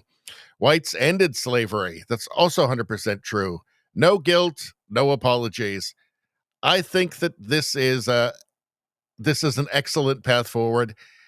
The guilt doesn't work. Expressing guilt, talking about your white privilege, all that other bullshit and far leftist gibberish, it doesn't work anyway. Like, it doesn't get you anywhere. You can't win at woke, right? Winning at woke is impossible. So just don't play the game. To say, no, look, we did not invent slavery. It was universal until Europeans ended it. And that's the end of the story. Had to force the colonies to end it. The places where it had gone on forever, like it had gone on everywhere in the world forever. So yeah, I think this is it. No more. There's no point. There's no point being guilty. White guilt is pointless. Talking about your privilege, apologize. It's all totally pointless. There is nothing to apologize for. And just stop doing it. Because again, you can't win woke.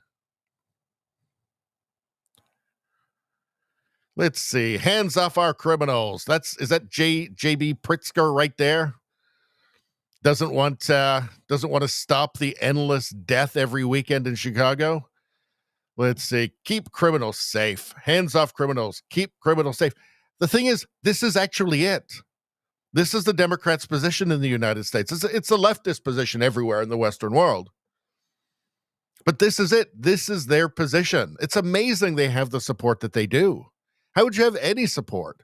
This is not an exaggeration. This is it. This is it. Ever notice how dogs only come in male and female? And cutting their balls off doesn't make it female. Isn't that weird? Isn't that weird? I wonder if it's because they're a sexually reproducing species that's sexually dimorphic. I wonder if it's something to do with that. Weird. Although I think I have seen some kind of like woke critical gender stuff that wants to pretend that dogs can be trans or something. So I'm sure they're already on top of that. In fact, let's do a fact check. Fact check.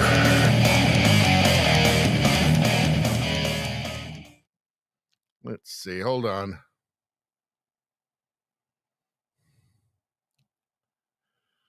What the hell? Okay, so what do we got going on here? How do I get past this? Hold on a second. How do I get past this? There we go. All right, close. Here we go. Let's see. Article is more than 8 years old from The Guardian, very left-wing paper. Experience. My dog underwent gender reassignment surgery. So that's what they're calling it for dogs now. Molly seemed like a perfectly normal female pup at first. It was only when she started taking walks outside that we noticed unusual behavior. Is The Guardian aware that these people are insane? These dog owners are insane.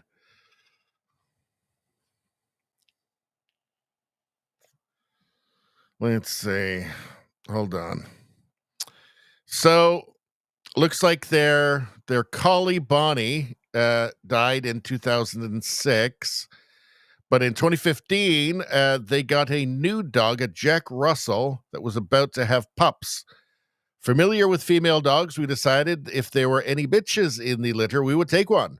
That's how we ended up with Molly. So in 2015, the daughter mentioned that a friend of hers had a Jack Russell, so they ended up getting a puppy. Picking her up involved a round trip of about 200 miles. But it was love at first sight. She was a tiny wee doggy, only 11 inches long and 6 inches high, and she weighed about 1.5 kilograms. She had delicate features, very feminine looking, very feminine looking.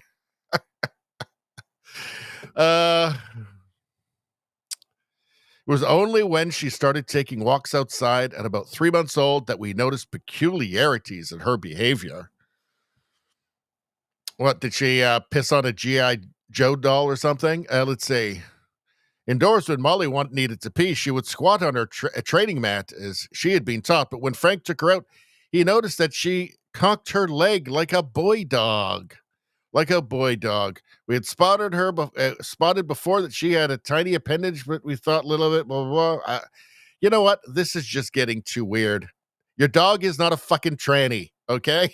It is not a tranny dog. There's no such thing as tranny dogs, okay? Just let it go. Just stop. Just don't be a weirdo. Stop being freaks. The fashionable fiction of transgender pets. What is going on? Let's see.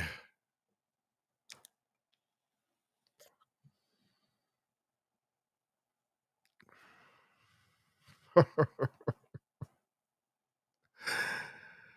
right, let's just leave it alone. Let's just move on. We don't need to spend too much time on this, down that rabbit hole. Okay. Yeah, cutting their balls off doesn't make it female. There's no such thing as trans dogs. Just give it up already. What's going on here? Trump unveils wheel of random country you get deported to. I don't know if this is supposed to be like pro-Trump or anti-Trump, but it's funny. It's super funny.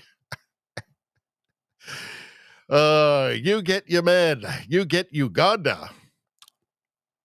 Haiti would be very disappointing. Socialists think socialism is a bunch of free food. Free food. A bunch of shelves packed with free food. But yeah, no, it's not. It's all just fake and illusion. Yeah, I guess, they have their Potemkin villages that tricks smooth-brained, gullible people. But the reality is, yeah, it's all illusion. There's nothing there. And you're hungry.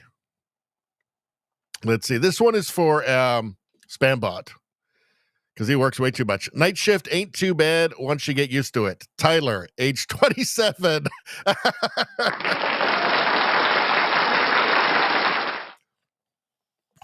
Yikes. Why didn't Democrats call for gun bans when Trump was shot? Did you hear any calls for gun bans when Trump got shot?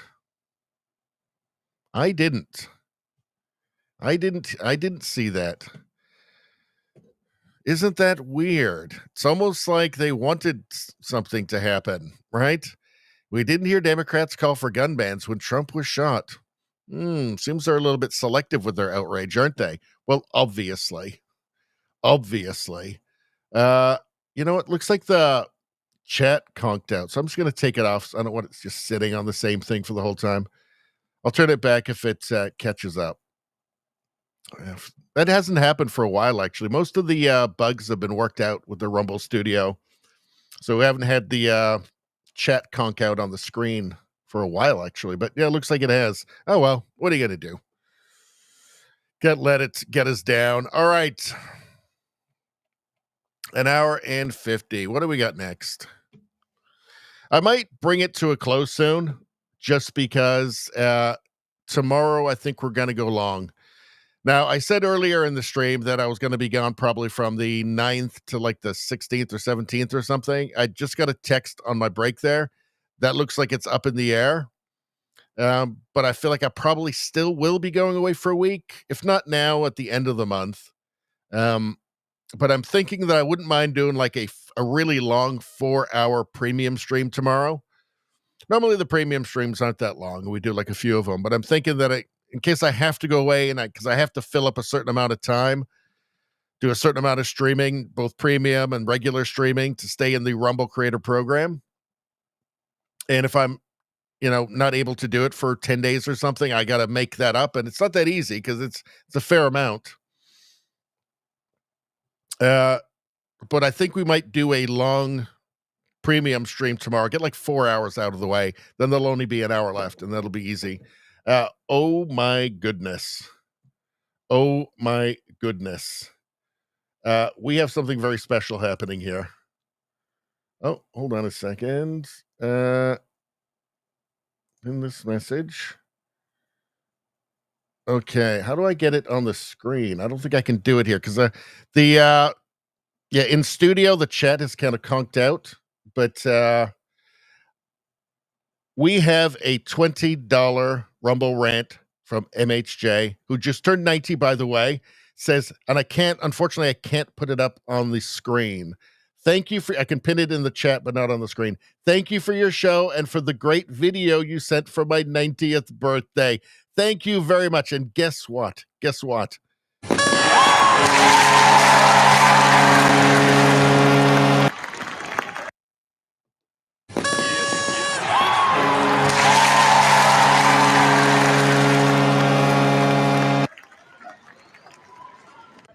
Best person ever. I don't care who you people admire out there. I don't care. You like, I don't know, Copernicus. Guess what? Human garbage compared to Mary Helen.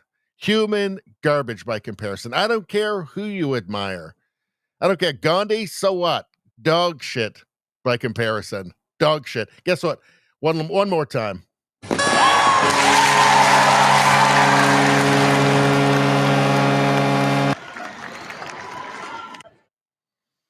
That's a beautiful $20 rant for Mary. Thank you so much. Thank you so much. That's what makes me happy. Appealing to my greed every single time. And it was a pleasure to do the video for your birthday, by the way. It was actually a joy. I was laughing while I was making it. I'm still laughing about it, actually. So it was actually fun for me. So I'll do it next time, too. 91. It looks like actually the chat is now starting to work again. So let's get that back up on the screen. There we go. All right.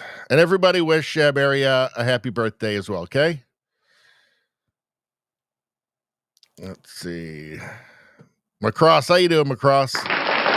$20 make ya holla. It's a beautiful thing. The Rumble rants are really nature's greatest miracle. And appealing to my grade, I mean, come on. How does it get better? Hey, look, everybody who's not subscribed right now or a channel member, become a channel member, subscribe, get that free good karma, support the channel. What are you waiting for? Don't let the gatekeepers stop you. The gatekeepers don't want you to see this show. If you just found it randomly, you'll never find it again because of the gatekeepers. Follow the channel right now. Become a channel member right now. Then you make the choice. You take it out of the gatekeepers' hands. They can't stop you then. My stuff will just come up. You can make the choice. You can watch it. You can not watch it. Whatever. But it's up to you. They want to stop you. The gatekeepers want to stop you. They want to keep you in the dark. They want to keep you blind and deaf. Don't let them. Take the power back yourself. Anything else? Take the power back yourself. Don't let them stop you. They're assholes and they're trying to control the world. Globalists, blah, blah, blah, blah, blah. Yeah, just subscribe. It fixes everything. Also, liking the stream gets you free good karma. And who could complain about that? It's so easy to do. So go ahead and do that right now. Because everybody loves it. Ask anybody, they love it. Somebody didn't once, and something really bad happened to them. So I don't want that to happen to you guys. All right, looks like we're losing Rogue Thought. Good night. Bad Uncle Frank, good to see ya. Says MHJ knocked Mother Teresa off her high horse. She certainly did. Garbage by comparison. Garbage. All right. I don't have any time for that, Mother Teresa.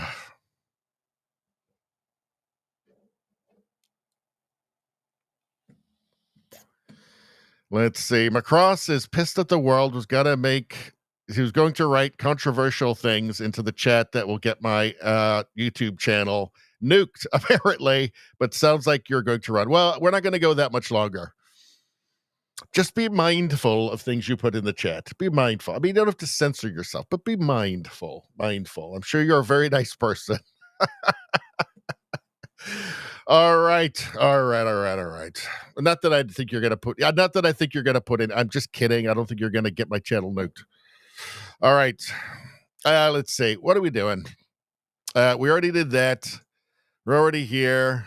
We looked at. Did we look at this crime stuff? We forgot to look at this. Yes. Just to give you an example of how things are going in Canada with liberal rule for the last 10 years. Well, here's 2010. That was Harper, conservative. 15,000. It came down the next year.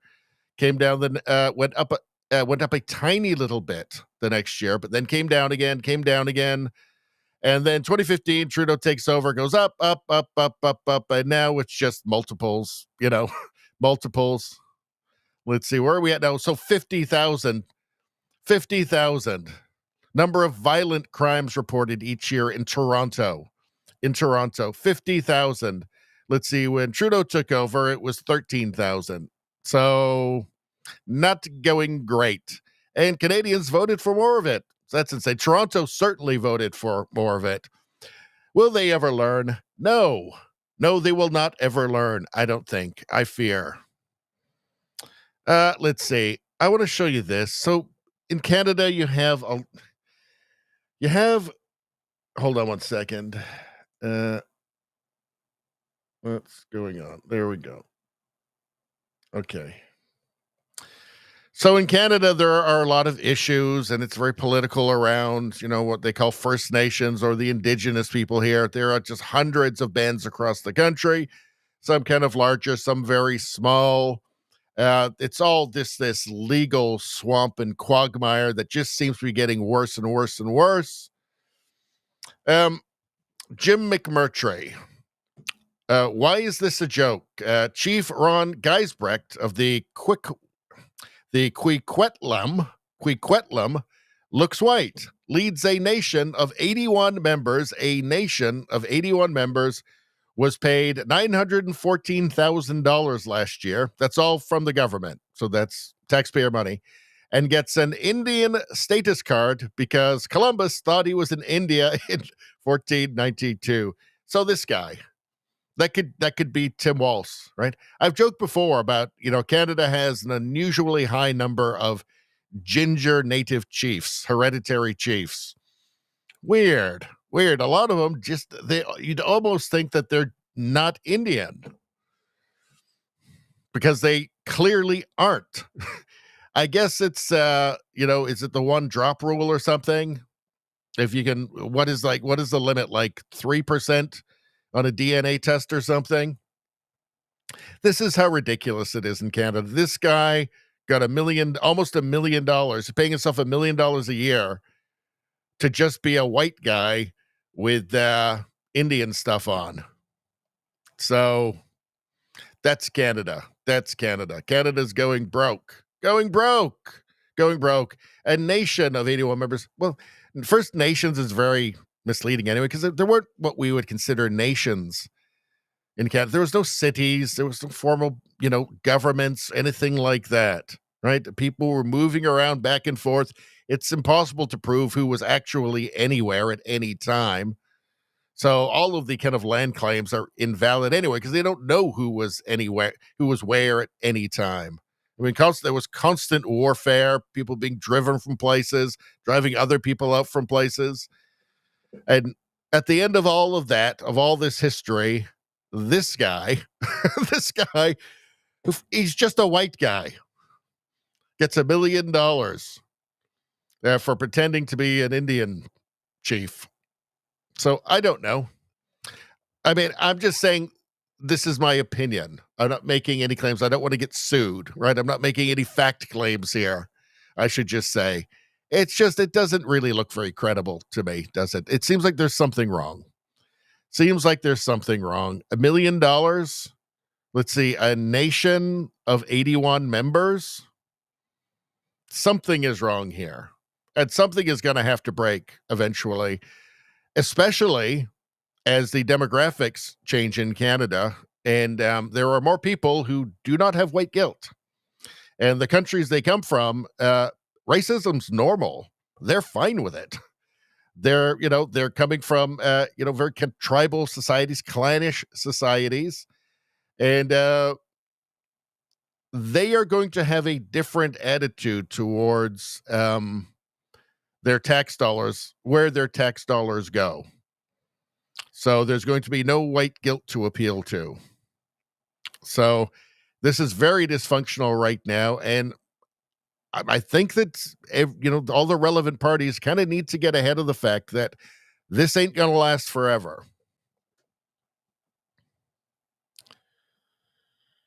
Do I want to deal with this right now? Maybe we'll deal with this tomorrow. Okay. Because I think that we're gonna. Look at this. Look at this. Just awful. He's just. You know what?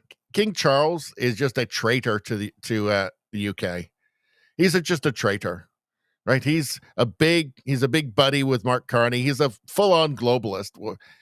I think he just wants. The King of England is just a globalist. Apparently Marxist eco-nut globalist at this point. And apparently just a traitor to his country. I mean, he doesn't seem to be very interested in just the regular British. And I think he's losing the respect of the public very, very quickly. He's a big pal with Mark Carney and all of his Davos buddies. He gave the throne speech in Parliament for Carney, of course, talking about everything, the world's going to be on fire, in next month or something. He's just awful. His mother, I think, was a very admirable person. This guy's just awful. I think he's going to be despised in history, in the history of the monarchy. Maybe he'll be the last monarch of England. I think he'd probably be fine with it. All right. Maybe we will save the rest of this for tomorrow. And, all right. Is there anything else I want to deal with? I think maybe we'll do a couple of things here. The rest we're going to save for the premium stream tour. We've been going for 2 hours, and we have done a lot of streaming this month.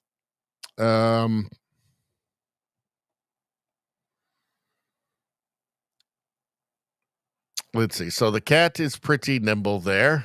Doesn't knock it. And this one surprised me. Like, he did surprisingly well. He doesn't actually knock anything over. That one. The big fat dog. This one is just a freak.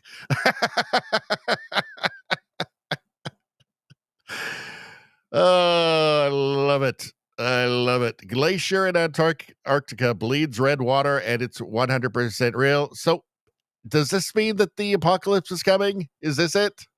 Is this the final warning to us?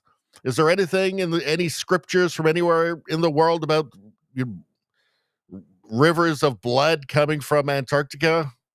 Because it feels like the sort of would forebode like the apocalypse or something, the end of the world or something, doesn't it? It's got a very end of the worldy kind of look about it, doesn't it? I don't know. Kind of freaked me out, I gotta say. Let's see. This is the single worst animal fight I've ever seen. Let's check it out. It's not impressive. Let's see. So what is that turtle doing? Like, is he trying to be friends with the dog, or is he actually trying to attack the dog? Because it's over. It's done. Worst animal fight ever. I guess the turtle won't do that again. That's like a real engineering. That's like a real engineering issue for turtles, Not the best design when you can just be put on your back and then that's it. So either somebody helps you or you're done. Swan gets ignored, begging for help to save baby. Can't do the music. I can't do the music. There we go. So look at this. People are running away. They're scared of it, but it's desperately asking for help. If any of this is real, which it probably isn't. But let's take a look. So let's see. So she waded in the water with her mate as I helped, and the baby one is stuck in there. So got it free, and it swam straight to the family. But then, is that the end? That must be the end of the story. It must be. 2 geese sat on my roof. I thought, no way it's them. But then the babies walked in my yard. They had followed me home. I watched them grow older and older until these can't all be true. The kids are as big as their parents. Now they run up to me. I think a lot of these, it's just different animal videos stitched together and then just make a story. I think I've been fooled by these things many, many times, and they're not real. Let's see. What about this one? Let's save this for tomorrow. She's funny. We've seen her before. She is funny. She's edgy. She says some edgy stuff. This guy here. What do I have do I have this guy in the thumbnail? I better get to all the stuff in the thumbnail, because otherwise that's false advertising. Let's take a look at this. A man says he doesn't. Oh, you know what? She's in the thumbnail too. I guess we got to do this one. All right, let's do this one. Those chicks are so pissed that Trump would, shaving their heads, screaming that they're going to go on a sex strike. You can't threaten people by taking something away that no one wanted in the first place. Also, I don't know what you're doing going on a sex strike. Some of you really need a hunger strike. Those chicks are so pissed that Trump. She's great. Like, I've seen a number of actually really good female comedians. For a long time there, it was, what's her name again? I forget her name again. Amy something. Amy with the blonde. And Amy, oh, God damn, you guys help me out in the chat. Amy, she started out, well, I think it was Sarah Silverman who started out. Did she start off like just the being gross trend in female comedians, which was funny at first? It was kind of shocking. It kind of stood out. But then it was just like for 10 years, it was just an endless stream of female like not funny, untalented female comedians being jammed down everybody's throats. And their whole act was just that their vaginas were disgusting and like smelled and stuff. And they had venereal diseases. That was their whole act. They were just gross, just talking about being gross. And I guess it was like supposed to be shock humor. But after a while, it was just like, yeah, it's just, you're actually just gross. Stop it. But lately I've seen like there's been a few like actually really good, sharp female comedians. She's one of them who actually have good material. So that's a good development, I think. I'm not reading that, Steve. Why would I read that? Looks like that's one heavy flow. I'm not reading that, Steve. Why would I read that? That is disgusting. Boo. Actually, yeah, I can't stay mad at you. All right. Let's see. So I'm backing up on the chat here. It's all of these period jokes are about the red water spewing out of. You guys are awful. I had no idea this is the kind of audience that I'd cultivated. I feel nothing but shame now. Let's see. What a bunch of degenerates. What a bunch of beautiful, beautiful degenerates. Let's see. Nawada says a third of the living will die in the sea and the water will turn red. Is that what's happening? I hope not. Or maybe it's a good thing. I don't know anymore. I've got no idea. Let's see. Rosie says, Richie, if it's on the internet, it is true, right? Not true. Not true if it's on the internet. Except for this show. Oh, Carrie. McCross says Carrie. So that reminds me of that show, Carrie. Yes, the movie. What happened to Stephen King? He turned into a real goofy, radical, progressive dingbat, didn't he? What a shame. What a shame. Because he did write some great books. Loved The Stand when I was like a teenager. Great book. His early books are very good. Let's see. I'm not reading this stuff, guys. I am not reading the degenerate things you guys are putting in the chat. I'm not doing it. I'm putting my foot down. No, absolutely not. Let's see. Radio Streamer says, I don't know what I walked into, but I'm told I need paper towels to deal with it. What is going on with my chat? What the hell has happened? Did I do this? Did I bring all of these degenerates together and created this? Good Lord. All right. Well, whatever. Let's just move on. What is on the, you know what? I'm just going to pull up because I need to do everything that's on the thumbnail. All right. So we got Trump and the judge. Okay. We got Carney. We got Pierre Poilievre. We did some on him. We did the film. So we just need the dingbat with the crazy hair. That's who we need next. Okay. Let me pull it up. All right. All right, let's go. Oh, this one is also hidden in the thumbnail too. So let's check this out. So, man says he doesn't look like a man, therefore he's a woman. There's one problem with his logic here. Zero body hair and Can you point out what the flaw in his logic is? He says he doesn't look like a man, therefore he's a woman. Again, there's a very obvious flaw in his logic here. Very obvious flaw from the man who says he looks like a woman. Looks like a woman. His whole argument hinges on him looking like a woman. And I say this. I say there's a fatal flaw in his logic. All right, let's take a look. He doesn't look like a woman. That's it. That's the fatal flaw. All right, let's listen to this. I'm sure it's a very nice person. Transphobes are so funny because, like, actually, just look at me. Just take a sec. So is it transphobic? Is it an irrational fear? Because a phobia is an irrational fear. Is it transphobic? Is it an irrational fear to say that you don't look like a woman? You look like a man. In fact, I think everybody will recognize this. It rubs the lotion on its skin or else it gets the hose again. Did I do that? I did. Because, I mean, we all saw it. We all saw it. We all know that's the first thing we thought of. We thought, looks like somebody. I recognize that guy. I recognize that obvious man.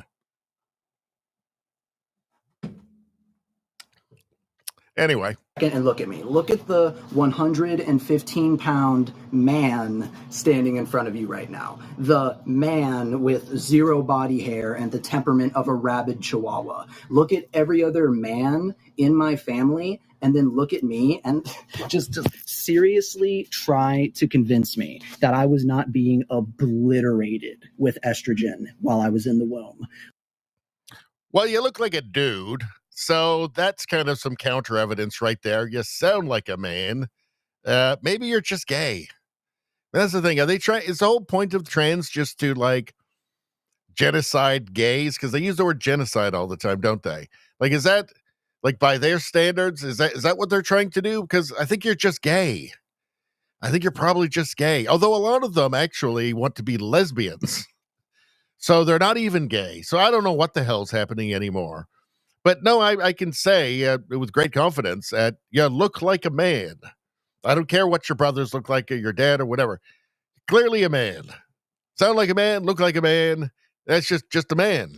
Sorry. I mean, you know, we all have things that we want that we're never going to get out of life, right?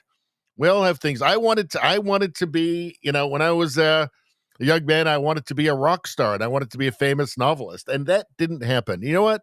It's okay. The world didn't owe that to me. Like, I'm sorry that I was born with an extra sidearm on me, but I think I'm like 90% of the way complete, you know? Just a couple HRT pills and some cherry whipped cream on top and it'll finish it up perfectly. Is it parody? That's the question. Is it parody? Skinny turnover. Huh.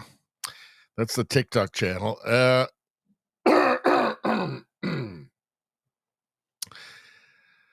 Parody or real? I feel like this one's real.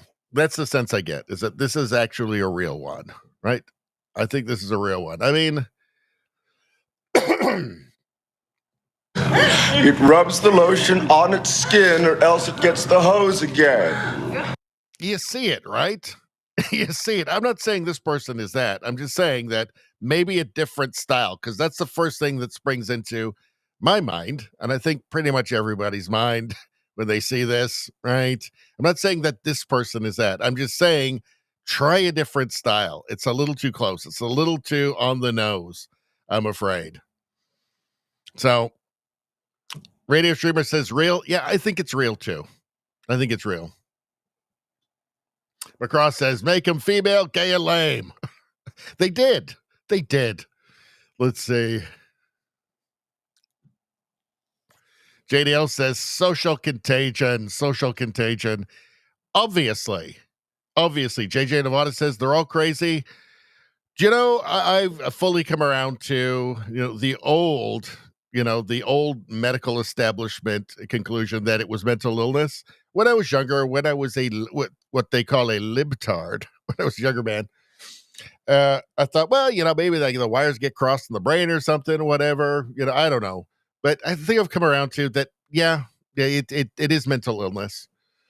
And I think there are some people who, as adults, do the transition and probably are happy enough. I have to assume some are, but that doesn't mean, you could be very happy believing that you're Napoleon, right? So as long as it's not hurting other people, it's just that it's crossed over into the hurting other people part now, which is a problem, particularly with so-called gender-affirming care for minors, which is just an abomination and a horror, and based on total and utter pseudoscientific gibberish. As we know, as anybody who wants, you can spend 5 minutes researching this. Look at the conclusions they came to in Sweden. Look at the Cash report in the UK. Look at the WPATH files. So the ideology crossed into the hurting other people part, and that's when it became a problem.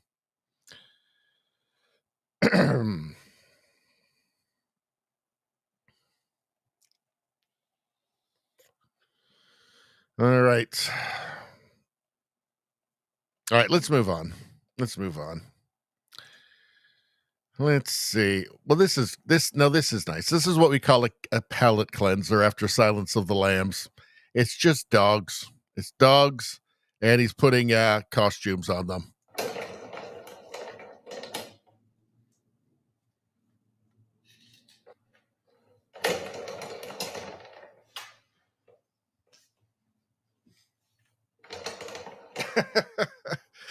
They're very well trained, aren't they? They don't seem to mind it.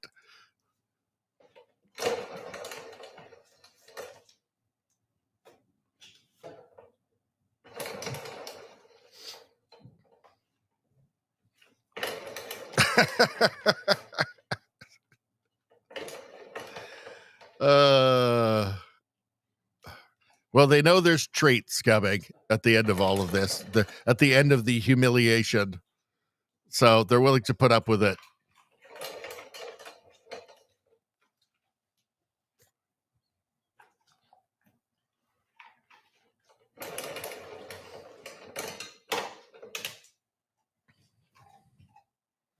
I wonder if he dies alone in that house, if the dogs will spin that thing to see who gets first bite. I wonder if they're that well trained. Possibly. I hope so. That would be adorable. As adorable as that situation can be. So here we go. What do you call this look? What do you guys call this look? I call it the died alone. Give me the died alone, please. Music doesn't make it any better. So that's kind of weird, isn't it? I don't know. I'm guessing hairy armpits. Yeah, no, there's some really hairy armpits. There's some bushiness happening all over the place. Why? Why do people want to look like mental patients? Why would you want to look like somebody who's been lobotomized? It's lobotomy chic. Weird. All right. Rosie says, man repellent look. Maybe that's what she's trying to do. She's trying to repel men. trying to say, yep, don't be interested. Wasting your time. Let's see. Bad Uncle Frank says Trudy Booney. I get it. That's a good one. All right. Well, we've got everything that was on the thumbnail now. So I think that's it. Was there anything else that I really want to deal with tonight? We'll leave these ones for tomorrow. I think we're going to do a long premium stream tomorrow. I still don't know whether memberships enable you to watch the premium streams. I keep looking at different stuff. I keep seeing that yes, it does, and then you guys say it doesn't, but then I see a bunch of stuff that says, yeah, if you become a channel member, you can watch the premium streams. I know if you're a premium member of Rumble, you definitely can. And I keep seeing stuff that says if you are a channel member, just a member of the Radio Baloney channel on Rumble, because the premium Rumble streams are only on Rumble. They're on Rumble and locals. They're on Rumble and locals, but they're not on YouTube or X. So I don't know. I don't know what the hell's going on with that, but it'll be a premium only stream tomorrow. Again, I'm supposed to be going on a road trip. I got a text during the break, so maybe it's off for this month. I might be going at the end of the month. I don't know, but I think I want to do a long premium stream tomorrow. I've got to do 5 hours. Hold on. I've got to do, where is it? Chocolate. I've got to do 5 hours of streaming of premium only streaming to stay in the Rumble Creator Program. So I think just to be safe, we might try and do like 4 hours tomorrow. Like 4, just get a big, huge chunk of it out of the way. First day of the month. And if I do end up going away for like 10 days in the middle of the month, I'm going to have to add extra streams. Lots like normal streams, not premium extra streams, just regular normal streams. I don't know how it's going to go. I don't know what the hell's going to happen, people. I don't know anymore. I'm just faking my way through this. Let's see. JJ says channel members can't chat on premium, but I've heard people say that they can. So some people say they can't, some people say they can. I don't know what the hell's going on. I don't want to mislead you guys. I don't know. All I can say is that being a channel member is a great way. It's like, I think it's $5 a month, and it's a great way to support the channel. If you like the channel, you might want to just do that anyway, because it's not like I'm getting rich doing this. But of course, don't as well. If you don't, I'm not trying to shame anybody into anything. Just I'm just putting it out there. It's just a nice thing. It's just a nice thing that nice people do. Steve Tollison says, what does the t-shirt say on the shaved handshake? It says, protect kids, not guns, by somebody who probably wants to do medical experiments, gender medical experiments on all of them. I'm just going to, everything they believe, right? Like when you see them, here, let's go. Like we see somebody who looks like this, okay? Everything they believe. This is one thing about the left now. That they have total uniformity in belief with every other leftist, which is not something you can say about people on our side. Because on our side, you've got people that are, pretty right wing, you got moderate right wing, you've got like traditional liberals, classical liberals, you got people with libertarian beliefs. We don't all agree on everything. That's pretty much obvious after doing this for coming up on a couple of years now, doing the live streams. We don't all agree on everything. These people, they agree on literally everything. And they'd better, because if there's one thing that they diverge on or dissent on, they're getting struggle sessioned, and they know it. So they know they have to be in lockstep on everything all the time, which is shitty. And I'm glad. I don't want to be a part of something like that, right? I want to be with a bunch of people who don't agree with me on everything. And, I can, that way I can learn stuff, maybe develop as a human being. All right. Well, Trudeau Survivor says something fascinating here. Tim Walz vows to send 1 million tampons to Antarctica to stop climate change. No. Why do you people have to do this? Why are you doing this to me? A glacier in Antarctica bleeds red water and it's 100% real. Is it 100% real, though? I don't believe it. Why do you guys say these things? This is just a normal nature thing. What's wrong with you people? Just totally normal nature stuff.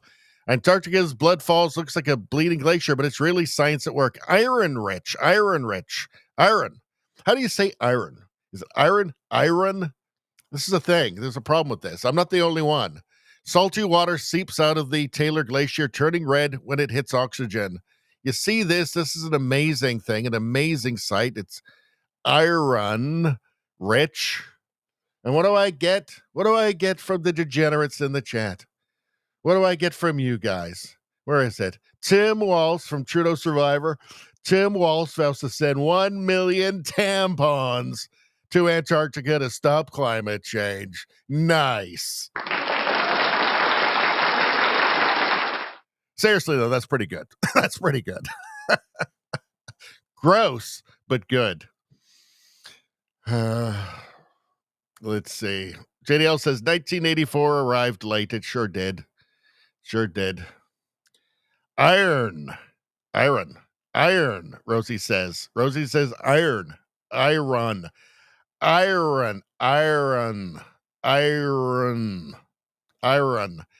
just unlearned how to say that word. I don't think I've ever had a problem with that word before. Now all of a sudden I have a problem with it. Is this like early onset dementia? What the hell is happening to me? Iron Man. I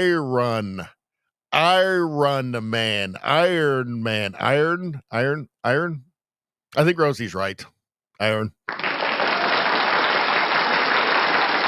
My poor brain. All right. Well, that's it. We still managed to squeeze in 2.5 hours tonight. All righty. Well, that's not bad. That's, it's the last stream of the month. And we did a lot of streaming this month. We got a lot of streaming in. Radio streamer, quick. How do you say aluminum? Some people say aluminium. Aluminum. Is aluminium and aluminum the same thing? Or is it people just say it differently for some reason? Radio streamer says we should start sending $1 rants with words that he can't say correctly as a Canadian. No, let me edit this for you. Let me correct this. We should start. This is what Radio Streamer is telling you to do. There's a typo in this. Radio Streamer, we should start sending $10 rants with words he can't say correctly as a Canadian. I think that's a great idea. Radio Streamer's got some really good ideas sometimes. Let's see. You guys let me know too, because if Chris is watching, thank you very much for the PayPal donation. That's awesome. One more time. Hold on.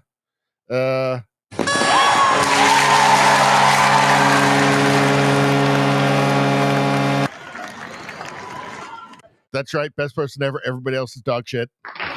All right.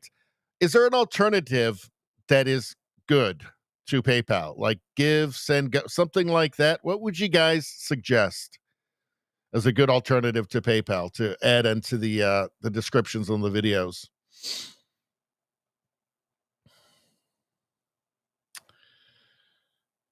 Let's see. Trudeau Survivor, how do you say ambulance? I say ambulance. I say ambulance. Ambulance. That's how you say it in Canada. No, ambulance. Rosie says, I use Apple Pay. Well, I don't know about that. I don't know nothing about that. Macross, can he say nuclear correctly? Nuclear. I say nuclear. Anything else? Anything else before we go? Let's see. Trader Strive says, I've seen Buy Me a Coffee, but I haven't tried it. Well, I do like coffee. So how do I get the coffee? That's the problem. Do they send it to like a P.O. box? I don't know. Let's see. All right. Well, I guess that's it. I don't know what's going on. I guess we'll just call it a night. Call it a night. Patreon. Well, I think they're bad for canceling people, aren't they? Patreon. Let's see. Raider Streamer says, I'd have to actually do some research because I know quite a few of them did terrible things like block the truckers getting money. I know. What was the one that did that? I can't remember.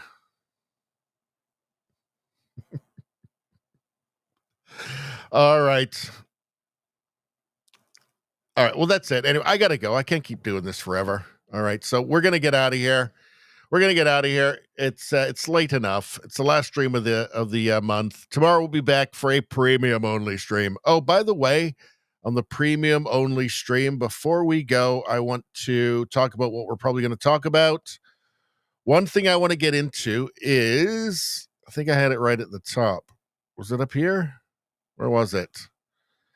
There is a bit of a scandal brewing right now about, where is it? There's a bit of a scandal right now brewing about a bunch of Democrat influencers were being paid like up to $8,000 a month to just spread Democrat talking points, and to stay in the program. They weren't allowed to tell people they were in the program, and there was a bunch of rules they had to follow about what they could say. So I think we'll hit that. We'll spend probably like an hour on that tomorrow. I'm going to do some research. There's an article out about it, actually by Taylor Lorenz of all people, which is fairly amazing. And then, then we'll get on to the stuff we missed, and probably do a lot of just hangout, do a lot of, audience requests, that sort of thing. So hope to see everybody tomorrow for the premium only, the very exclusive premium only stream tomorrow. Subscribe to the channel if you're not subscribed. Don't let the gatekeepers stop you. Don't let them take away your rights. Don't let them take away your vision and your ears and everything, and blind you and make you deaf to the world, and then brainwash you with all of their brain-rotting garbage gibberish.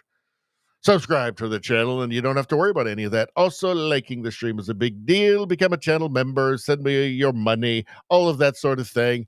And we'll see everybody tomorrow. Good night, everyone.